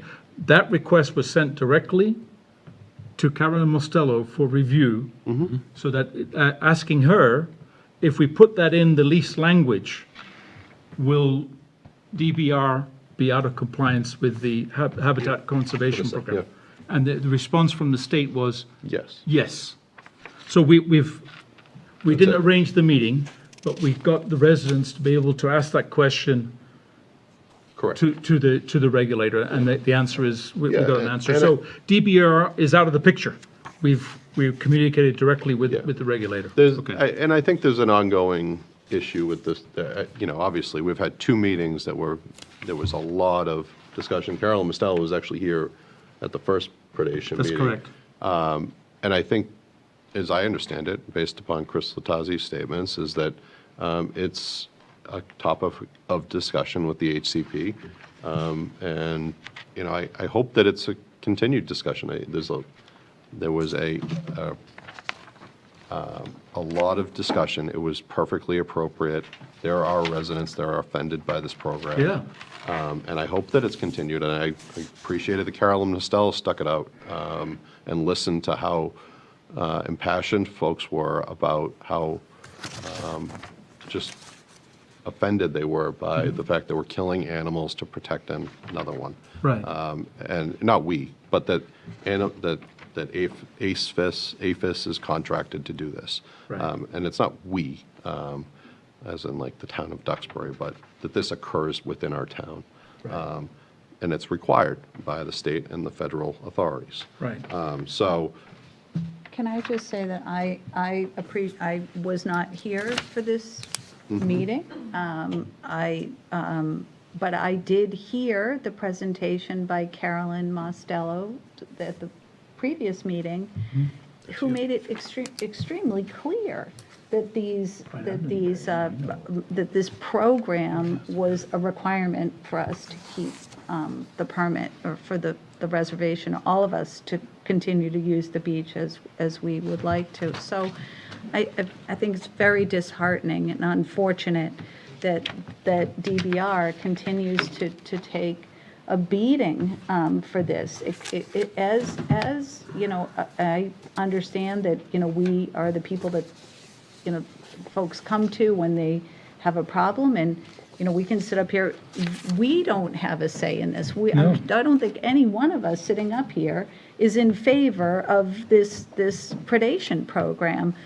Yet our hands are tied just as tightly as DBR's. So I think it sounds like it was a unfortunate display. well, I mean, yeah, there were, can agree to disagree on the display, but I think there was important points that have been made at 2 meetings, and I'm glad they were made. But I think, to your point, Rainey, this has been vetted, considered, rejected for obvious reasons. We can't have the beach open. if those parameters were put into place Yep. this year. Bigger question, Rainey. There's been a back and forth negotiation about terms of this lease, the last of which I sent about a couple weeks ago. You have the final document. Were any changes made whatsoever? I'd have to go back and look, but that's the final document. That's why I had sent it out to you Have guys to in be red advance. lines. We need We'd red have- lines. We'd need a red line, I don't know please. that there are any, and that's why I had asked the two of you to check and see if you had notes on it. All right.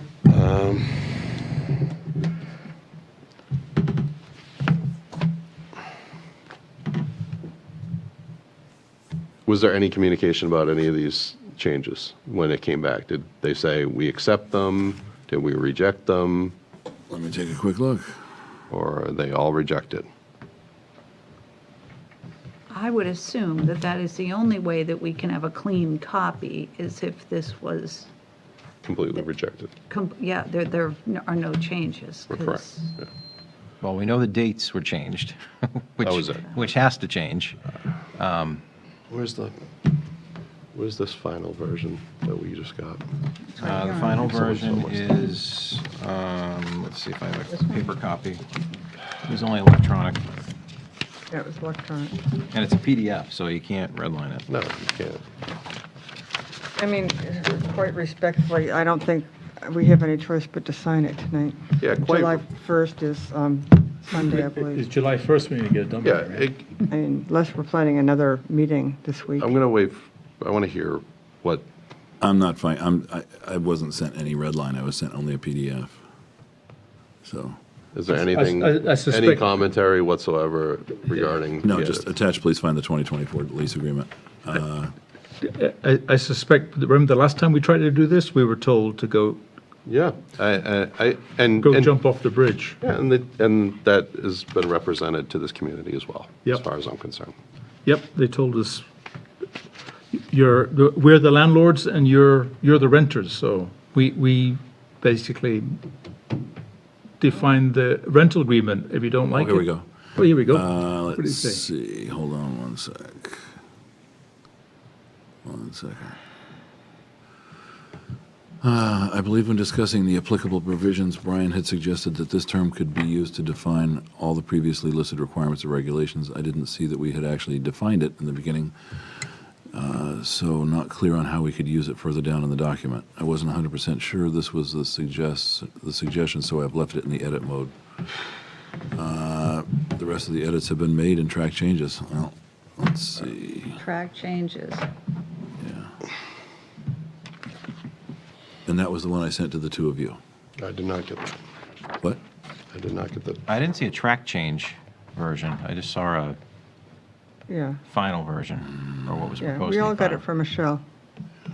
No, there was a separate conversation that, Oh. You have a red line version? You asked me to send you that final thing. It said McGee edits on it. let's see.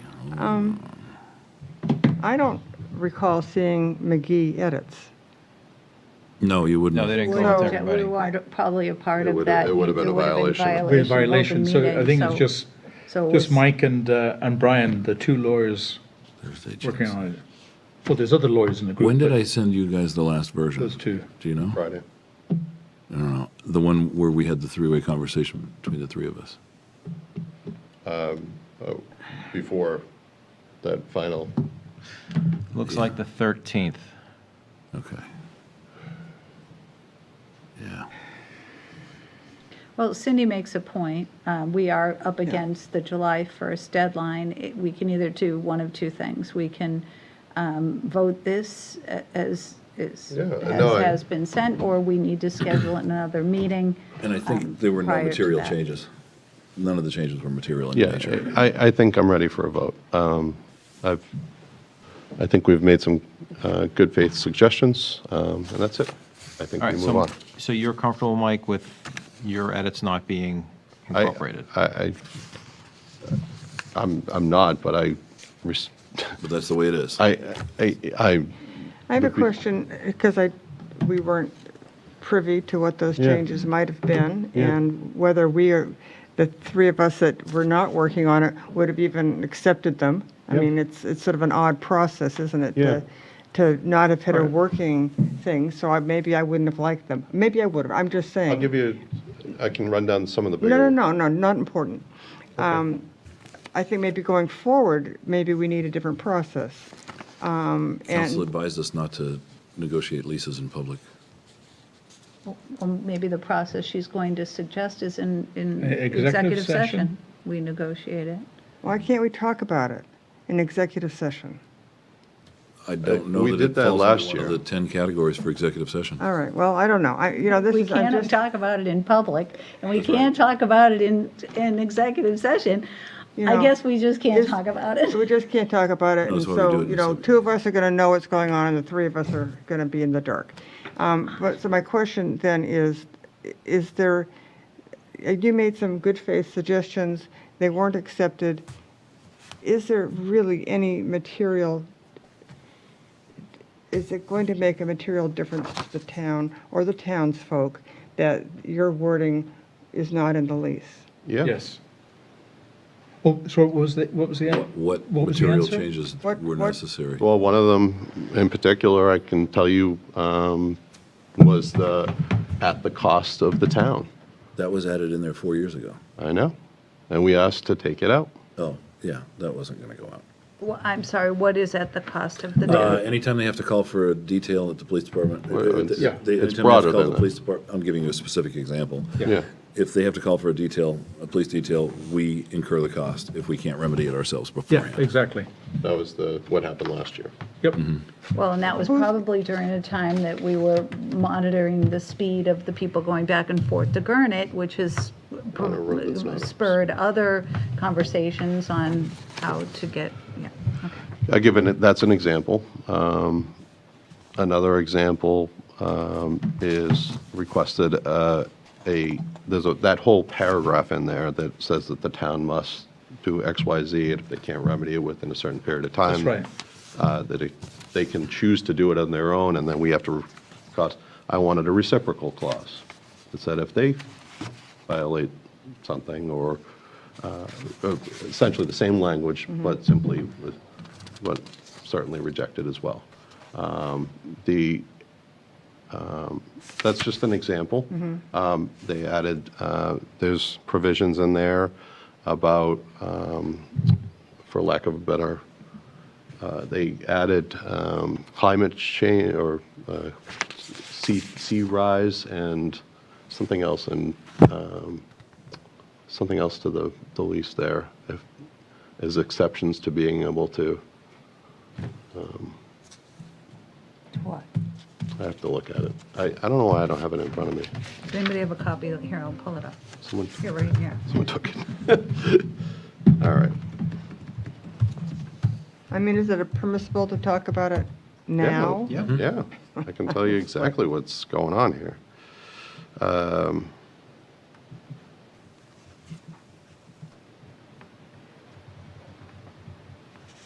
All right, Paying for road. all right.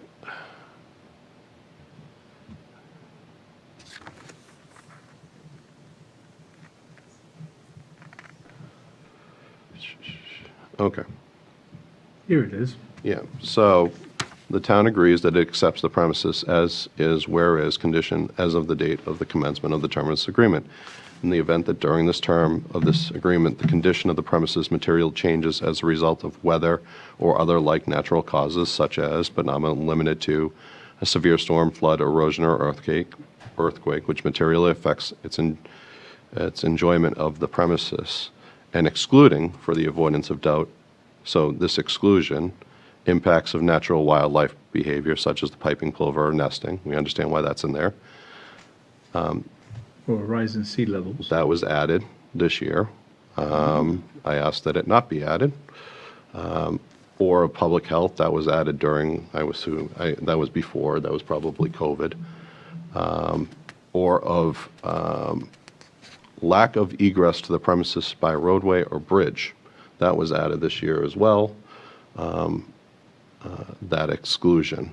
So what and this is saying is we lease it whether or not we can get to it by the bridge, or whether if the sea level comes up and. They added a couple of extra exclusions that, I you know. don't have a problem with that. That's fine. Bridge isn't not under their control one way or No, the no, but- other, and but- neither is the But sea yeah, level but they're saying that But neither is if we natural if we causes. can't get to the beach, we still have to pay the $1 million.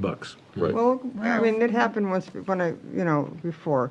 There was a fire on the bridge, and for an entire summer or more, you could not use the bridge to access. Right, okay. Yeah. Yeah. But so we had to go through Marshfield. Yep. Yeah. 87. And we did. And it was a pain in the butt for those of us that don't live on that side. Right. But you just did. Yeah. You know, it's not, and that was under no, I mean, I don't recall the cause of that fire. Arson. It was Or arson, arson? wasn't it? That's what I heard. But, 87. Look. 39 years ago. you So know, you want, I No votes. like I said, I think there was efforts made here to include some language, and in that case, delete some language that was added this year. We are the tenant, that's right, exactly right. and our residents want a beach that's open, so we need to, we have a motion. Okay. I move that the Select Board execute the lease with the Duxbury Beach Reservation, Inc.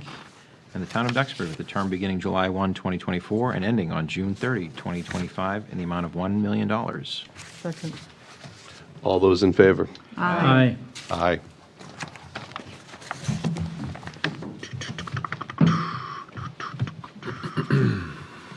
All right. Town managers report. Two things, very quickly. Beach update, we've still got 49 pair of piping plovers out there, and the lease turns have begun to hatch last week. There was an incident over the weekend where there were people camping on the beach overnight. You're not allowed to do that. The monitors went out and found them. Beach ops arrived shortly thereafter that morning. They were told you can't do that, and so they understood and they left. One of the shark signs was stolen out there over by Blakeman's. They're about $850 a piece, and it's for the safety of the user so that they know there are sharks present out there. Shame on whoever's took it. I don't know where you find what you do with a stolen shark sign. But that's not good. And neither fireworks are not allowed there either. They had they found some used fireworks containers at the first crossover. So no fireworks, no camping, and don't steal things. That's pretty much it. I have to ask you a question, because there was some large discussion on Duxbury, helping Duxbury, Kites. about kites. And, Yes, I saw that. They're not allowed. They haven't been for years. but why? Because the shadow is one of that of a predator. When it flies over the ground, it leaves a shadow and it scares the birds. That was how it was. Can't have a explained to me. kite on the Correct. beach? They've never been. They haven't been allowed in They're years. big bird ones. No, I'm They sure. haven't been allowed to the beach in years. In fact, it says it on the form when you get your sticker. That's That at based least on whose authority is that? the property owners, the DBR, and it's part of the HCP, because the kites are a threat to the birds. Unlike a gull or something. They imitate Imitate, right, because the the shadows. shadow, or if they look up and see it, the silhouette. Yes, okay. Kite- All right. May I close it. ask a question about the beach? So when, in the beginning of the season, there was discussion about the pallets Yeah. that were being placed on, as well as some type of an escorting a program. Yep. So are we at a place that we could and be escorting, since I understand that some of the deterrent of the pallets was successful? Could we not be escorting some folks out there at this point? Is that a- Possibly, but I think it's more toward the end of the season, more of an August thing than it is a June, July thing. It would be later. So, it so would be we're later not in the able season. to do it right now? There's not enough available real estate, or? I don't know. I don't know the answer to that, but what I do know is that it was one of those things that was being used for the back end of one of those ideas that was going to be used for the back end of the season. Because I know that Beach Ops was still working through it with Recreation and the DBR. So But if it's a possibility to be utilized now, that, I mean, Maybe we the talked chicks are about too it. small. I don't know that it is now, otherwise I think they probably would have. Who's they? The beach ops would have? Yeah. Mhm. They're working with DBR on it. So when it can be used, it will be, I'm sure. Okay, because I do think that folks, if there's a ability to get some people out there, I would think whether it's the end of the season or the middle, because it is the hottest time of the year, that we should be making every effort. We did go through a big learning about that escorting program and I think approving it if the conditions allow. So I would like some confirmation of that. If the conditions aren't favorable and there's too many chicks or whatever, but that's one thing. But if the opportunity is there, I think we should do that. Oh, good. Steve Studley's here. Oh. He'll tell you. I believe. You get him in? There he is. Steve. Steve, what can you tell us about the escorting, please? Yep. He's there in person. You have to unmute Steve.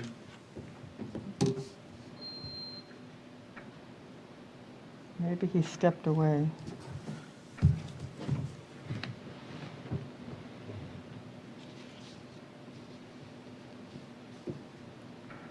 Okay, We well, don't, we can we don't find want to out. wait all Yeah. night, but if I could maybe get the support of the board, that if Well, I think conditions the are. support is there. We just need to find out when we can do it. Yeah. Because they've been talking about it. No, Yeah, of course the support of the board is there. Well, so that we don't have to sit and wait for them, I mean, if. No, I think we're starting to get into that season where there might be opportunities at some point, and I'd like to know immediately, because it can change, like, pretty quickly. I mean, last year there was almost a Friday in the first week of July that we were able to open for, and then it quickly Then quickly closed evaporated. again. Some But lucky souls. I would out like there. to know if there's opportunities available.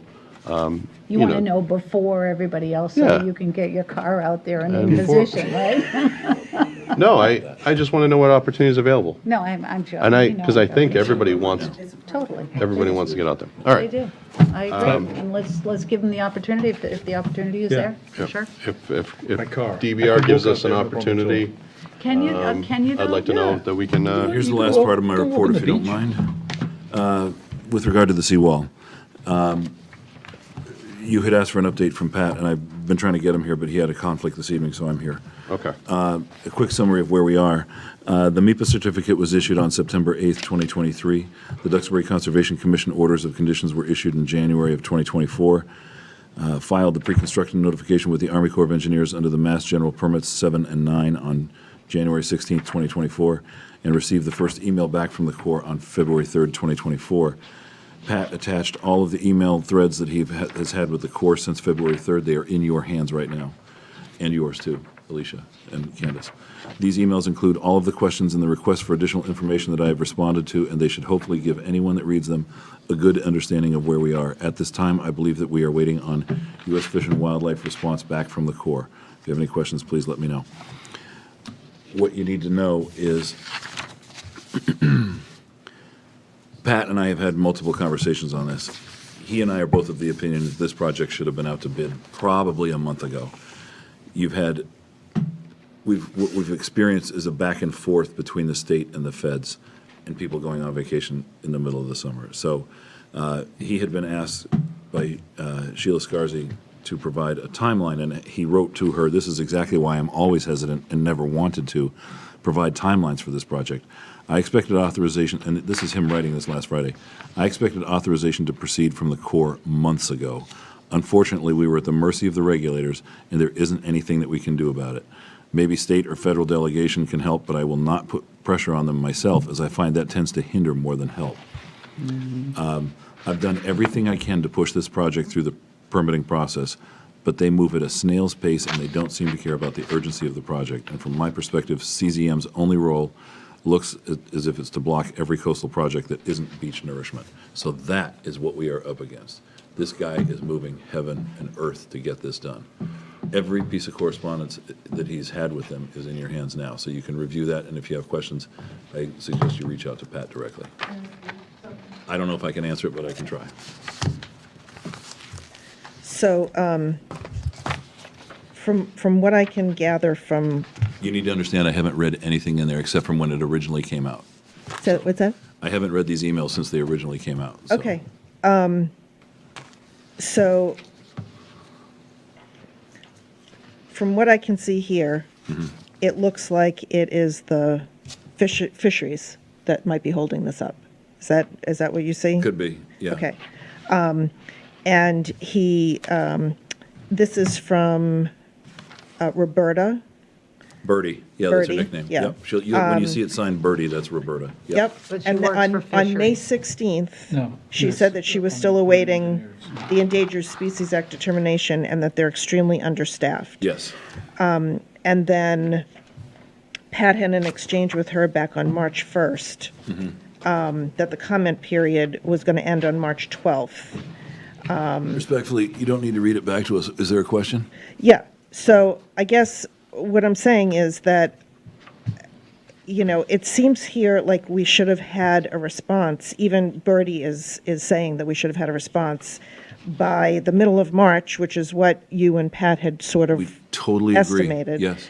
And so my interpretation of this is that sounds like they're overwhelmed and understaffed, which is contributing to the delay. Yes. So I get that. Yep.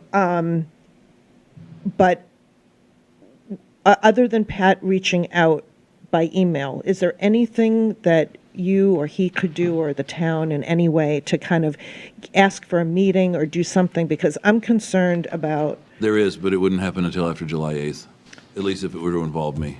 Okay, because, I am very concerned about the fact that we've had this We all are. project approved. We all are. And we're And we in got for money in our a hand ready to hurricane spend. season Yep. and the winter. I know I'm repeating the obvious here, but, Mm-hmm.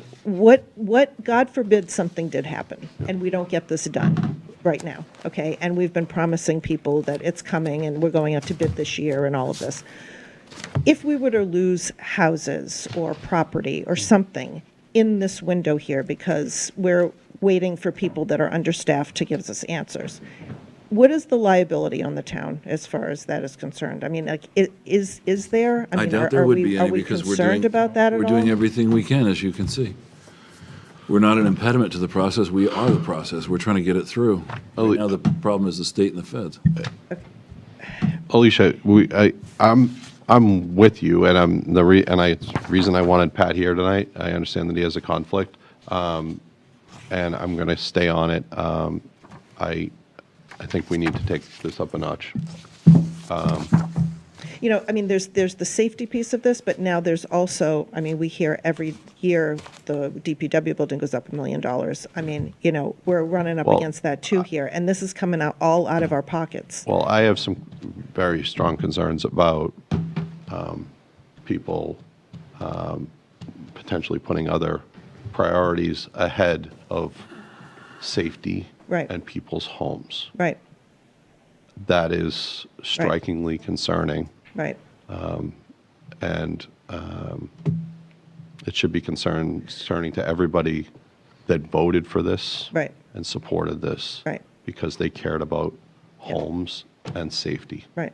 Well, while we're waiting for this or Yeah. waiting for a meeting, I mean, there are other things we could be doing, maybe just proactively to get in a position. I mean, getting bid papers together, planning the path to which the construction You made the point happens, earlier all of that that. this is ready to go. Yep, We've already done it. right, I mean, this is an unnecessary holdup in my view. right. But we can be going out, we can go out to bid. I don't know, but How so? I mean, Steve Callahan said that, we can be. I read Steve's email, and he's wrong. He's wrong? Yeah, we can't go out to bid without permits. Okay. We can't construct anything. We have to have the permits in hand first. No, I understand, but what Shake your about- head, Candace, but what if I don't get a permit for 2 years? Then what? Oops. Okay. Yeah, what if they decide to kick it down the road for 2 years and I don't have a permit and I go out to bid? Oops. Now what? Well, what happened? Sure, Rainey, We want to go down this road at 10:20 at night. no, I don't. Probably not much. I don't want to go down this road too much further. I think we all agree that there's an issue here. If any, and, you know, look, Ken, did you want to say something? I'll let you take the microphone if you'd like to. Just for phase one, we took a proactive approach. Yeah. We knew the permits were coming. Yeah. In order to take the advantage of going out for bid and awarding it, the permits came in, and we already had the bid and we awarded. So that we did go out for phase one, Okay. knowing and anticipating, but there's regulatory commitments for review. There's a 60-day period. They've exceeded that. So what can we do to ask them, look, we're going out for bid. Yeah. We want to make sure. It's more of a call from the town. I know you're out July 8th till July 8th, but can we have somebody start to set up that meeting for when you return? I mean, why wait till July 8th and then set up the meeting and then it's 2 weeks out? So, and I don't know if Pat can set that up or who to reach out to, but we can develop the bid packages. And if for some reason they come up with something that changes, we can go out with an addendum to while we're in bid period. But Well, yeah, okay. I appreciate, yeah, I think, all right. Let's maybe table this part of it. I do have one question. It's related, and I'd like to hear an update about it at a future meeting. But we we signed a contract, I thought, with Chris Spillman to talk about funding for this, potential funding sources. Could we get an update from him as far as what potential grants or funding could be available when this You want gets to take built? that one, Candace? I'm not looking for it tonight. I mean, No, we can, yes. Do you, go ahead. I yield to Candace. I had to leave for a week the day we had our last meeting, so to say I wasn't tuned in would be an understatement. No, But she can probably tell you right now. I'm sorry No, that no, you don't had worry to about do that. I was just wondering if we could get an update Yeah, about Spillman. Chris did really a great review of all the grant programs that would be available. The federal programs, though, require, you can't have started construction. So a lot of them, we would be filing for next year. It would be awarded in 2026. So we pretty much eliminated those as options, since that's pushing us to delay the project another 2 years. Yeah. There's the dam and seawall grant that we should hear about this month. There's also the coastal resiliency grant that we could apply for the seawall, because that is flood mitigation. And I'm not sure if Pat was requested to do that, but that is up to another $2 million of grant funding.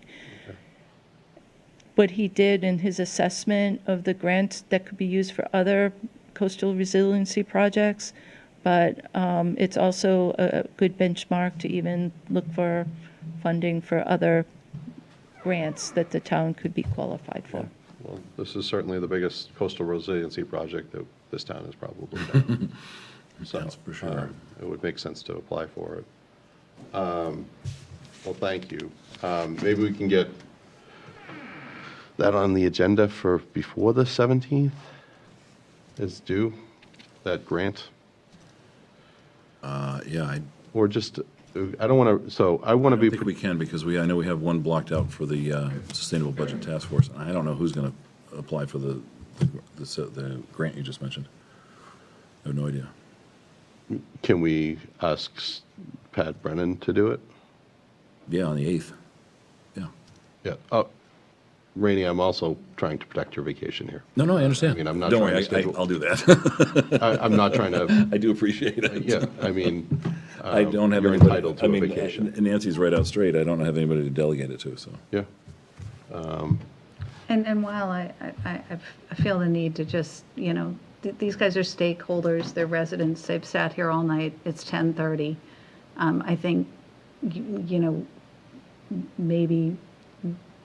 treatment of you this evening was not what it should be, and I apologize for that.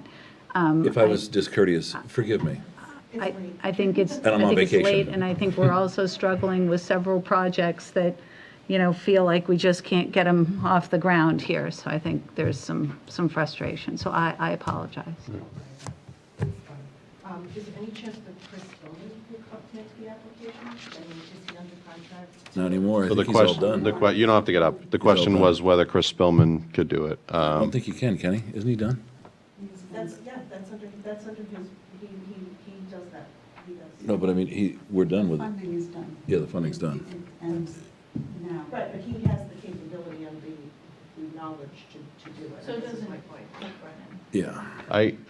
So we're still on the town manager's report here. I'm just I got simply it. asking that this be addressed at a further date. We don't want to lose the deadline. I agree, and I don't want to miss that July 17th deadline, but I also just want to, this wasn't on the agenda for tonight, and I appreciate the update, but maybe we can table this for tonight and bring it up hopefully before the 17th of July. Pat can't do it, I'll do it. But I Can you ask Pat? Yeah, I'll ask Pat. Okay, thanks. He's available on the 8th. Thank you, Rainey. No, to do the grant application. Oh, can you do the Please, grant? yeah. CZM grant application? Yeah, that's the one that was recommended. Yeah. I'll follow up with you with the number. Okay. Perfect. Thank you, everyone. Just copy me on it if you would. Thank you. Look at that. Maybe we'll make $2 million at 10:30 at night. All right. Anything more, Rainey? Or you gonna save those notes for another day? No, that was it. I only had Okay. All right. Committee appointments, resignations. I move that the Duxbury Select Board. Go ahead, Nancy has Nancy. What do you got?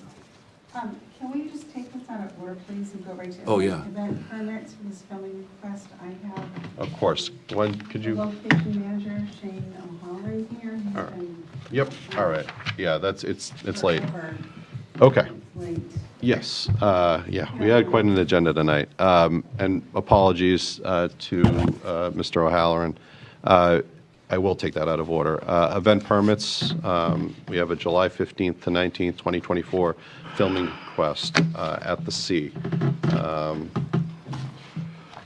me just grab that. I'll read it for you. The applicant has already participated in a public safety meeting, and also a site visit with the town manager and public safety officials. We will also be conducting another public safety meeting the week prior to shooting the film to ensure that all conditions are being met. Please note that the Powder Point Bridge will not be shut down other than briefly for filming moments. There'll be a police detail officer stationed at both ends of the bridge to manage it. And that's pretty much it. The cost for the police detail and everything else is carried by the filming? Yes, sir. Okay, Always, yes. always. Does the town make any money? Is there any charge for doing this? $25, I think, $50. It's very cheap. And there will be no disruption to people trying to use or walk or drive No, across the in fact, beach? no, we were Absolutely adamant. not, right? Adamant about that, yep. And about how many spaces will they be taking up at that end of the parking lot? Half, maybe, of the 40 there. Is Mr. O'Halloran on here?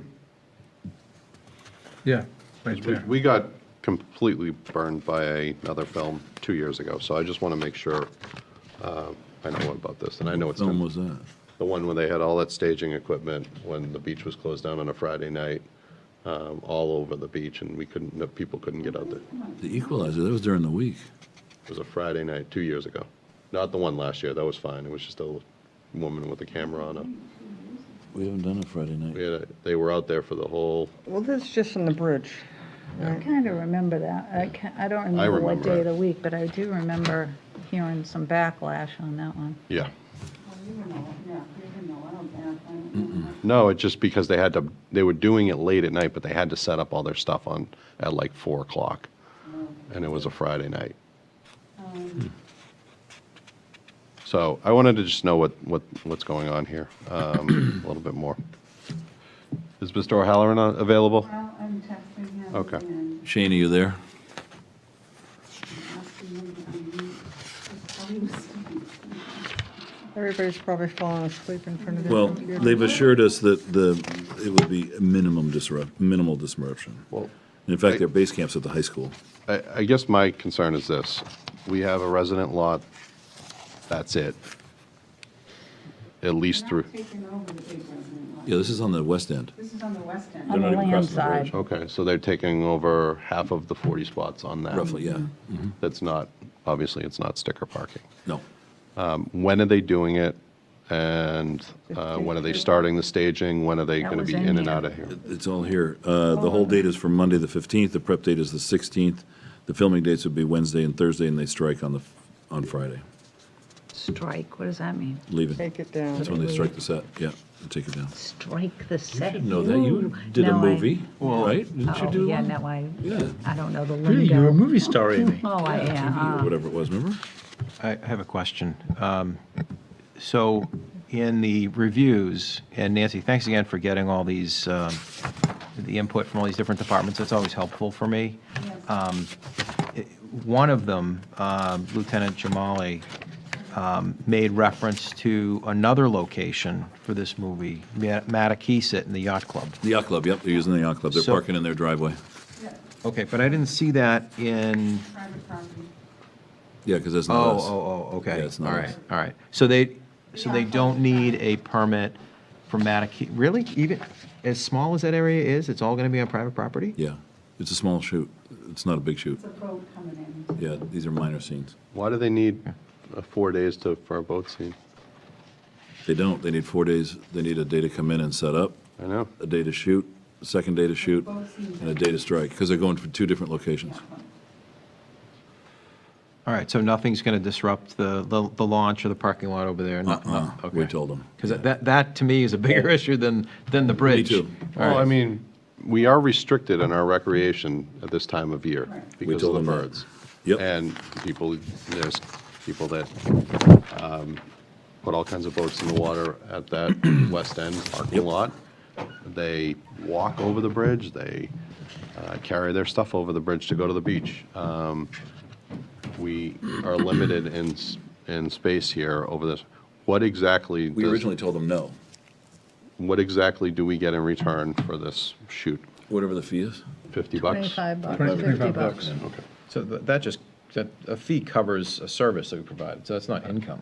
No, I know, I just want to make that point clear Yeah, to the the public. towns that charge exorbitant fees, they don't shoot movies there. Right. Yeah, they pay for all the police detail. But by the way, they also own the street. And hopefully When they do it like shop Situate, around. if you shoot a movie in Situate and you get a permit, you own that street for the day. Here, they don't have to do that. We can control it. I have reservations about, just me, about accepting this permit, given how limited things are out on the beach. And I think, I appreciate that people like filming our beautiful bridge and water, but that's my view. I think I'm going to be And like I said, just so you know, we did tell them no originally until we got out there and talked to them. Then we realized, oh, okay, this isn't quite what we thought. It wasn't going to be The Equalizer or, the Chris Pine movie, The Finest Hours. It was not the same scale. I mean, this is 4 days that they're going to have stuff out there. 2. Oh, it's 2 days. You just said Monday to Friday. Yeah, the filming's 2 Filming days. is, but the Yeah. stuff's going to be in the spot. The prep date is for the high school. I'm not disagreeing with you. I think we have to be, very cautious with these things. One part of me, loves that people love the beach and the bridge so much that they want to put it in a movie. I get that. The other part of me is, you're right. There's only 40 spots out there. Some of them, we've got that big trailer taken up. There's limited space out there. There is the resident beach parking lot for people with a sticker on the other side. Right now, you can't access the beach, but we are hoping that we may be able to do some escorting out there. So, we're trying everything, so if, We can't access the beach with oversand vehicles, but we can access the beach by walking Yep. and the parking lot. yeah, biking so, and, yeah.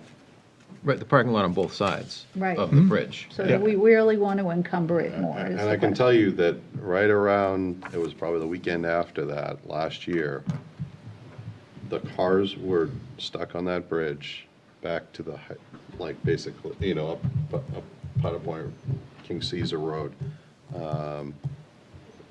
because of how many people were trying to get into that resident lot for a beautiful Saturday. I know this isn't on a Saturday, but I'm just, to give you a visual, right around this time of year, is beach time of year. People take time off. They plan vacations.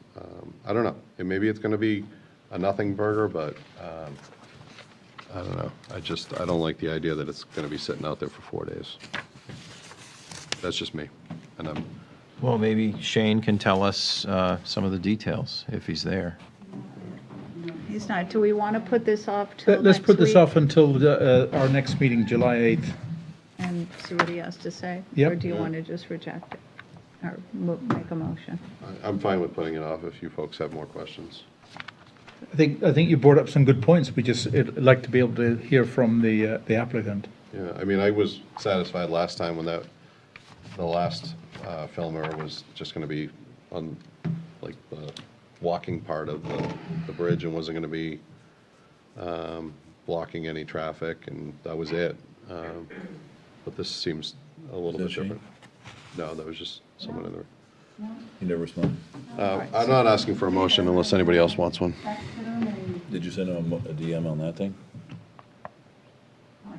No, I know, but on this? Did you send him a note on this? Why don't we go back to committee appointments? Let's get some work done. Committee appointments, reappointments, and resignations. I move that the Duxbury Select Board appoint or reappoint the following people to the following boards for the following dates. Economic Advisory Committee, Scott Casagrande, for a term ending June 30, 2027. Hollis Corner Working Group, Emmett Sheehan is the ZBA rep, and Wayne Dennison is the Planning Board rep, for terms ending June 30, 2025. Highway Safety Committee, Fred Von Bargen, Sheila Scarzi, Sergeant Chris Morey, Officer Matthew Kent, for terms ending June 30, 2027. Local Historical District Commission, Bruce Reuter as the BOR rep, term ending June 30, 2027. MBTA Communities Working Group, Philip Thorne is the ZBA rep for a term ending June 30, 2027. Municipal Commission on Disability, Jeannie Horn and Nancy Shane for terms ending June 30, 2027. Nuclear Advisory Committee, Nancy Landgren for a term ending June 30, 2027. Sidewalk and Bike Path Committee, Thomas Nee for a term ending June 30, 2027. And we have one resignation, Georgia Taft Pye, from the Local Historic District Commission. Second. All those in favor? Aye. Aye. The following boards and committees have the following seats. Age and Dementia Friendly Task Force, 1 seat. Alternative Energy Committee, 2 seats.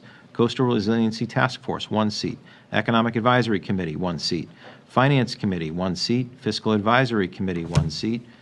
Historical Commission, 1 seat. King Caesar Advisory Committee, 2 seats. And Nuclear Advisory Committee, 1 seat. If anyone is interested in volunteering on a board or committee, you're encouraged to fill out a talent bank form, which can be found on the town's website under the Forms and Documents tab. Do the one-day liquor licenses for the July 25th and the other one in September need to be done tonight? Nancy? Take 2 seconds. All right, I'll take a motion on let's this, see. unless anybody has any questions. No. Oops, hold on. Open mic night and artist reception. I'm okay with both. Okay, the first one is the Writers' Society. I move that Ms. Danny Viafor, as representative of the Duxbury Writers' Society, is granted a one-day wine and malt license for their open mic night on Thursday, July 25th, 2024, from 6 p.m. to 9 p.m. at the King Caesar House Barn, 120 King Caesar Road, and contingent upon the conditions of the license. Second. All those in favor? Aye. Next is the Duxbury Art Complex Museum Artist Reception.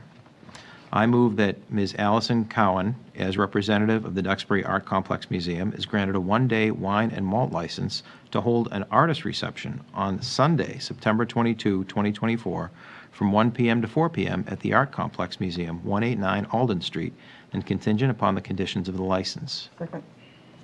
All those in favor? Aye. in the executive session minutes and opens. They can wait if you want, but we have to be bonus shellfish. Bonus shellfish. We have to do what? Oh, sure. Bonus shellfish season. Okay. If Brian okay, doesn't Chris. mess this up at 11:15, he never will.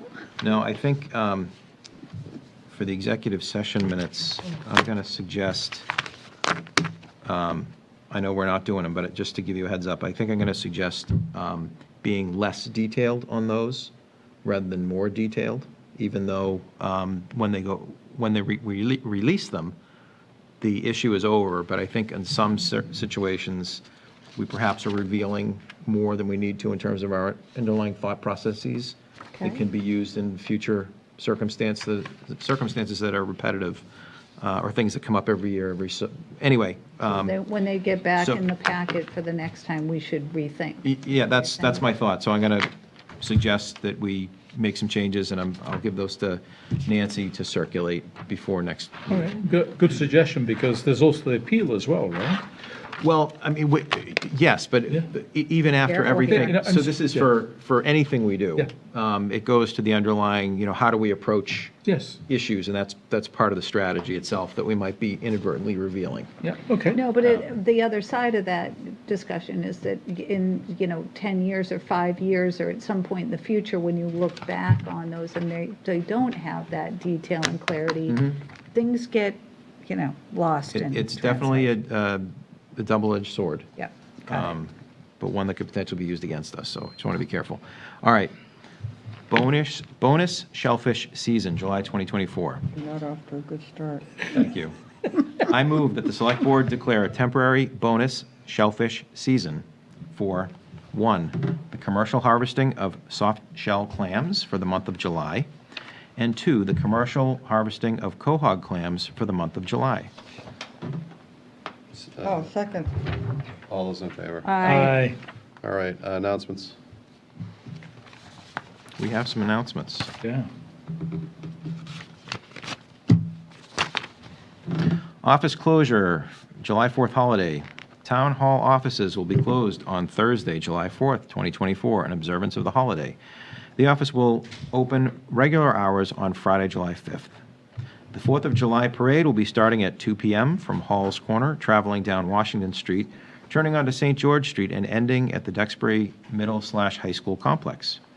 At 12 p.m. on July 4th, the following road closures and detours will go into effect entering the Hall's Corner area. Only essential vehicles and parade participants will have access beyond these points: Bay Road to Bayview Road, Chestnut Street at Pilgrim Byway, Depot Street at South Station Street.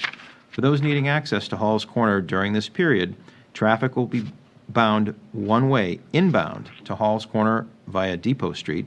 Traffic will be one-way outbound from Hall's Corner via Chestnut Street.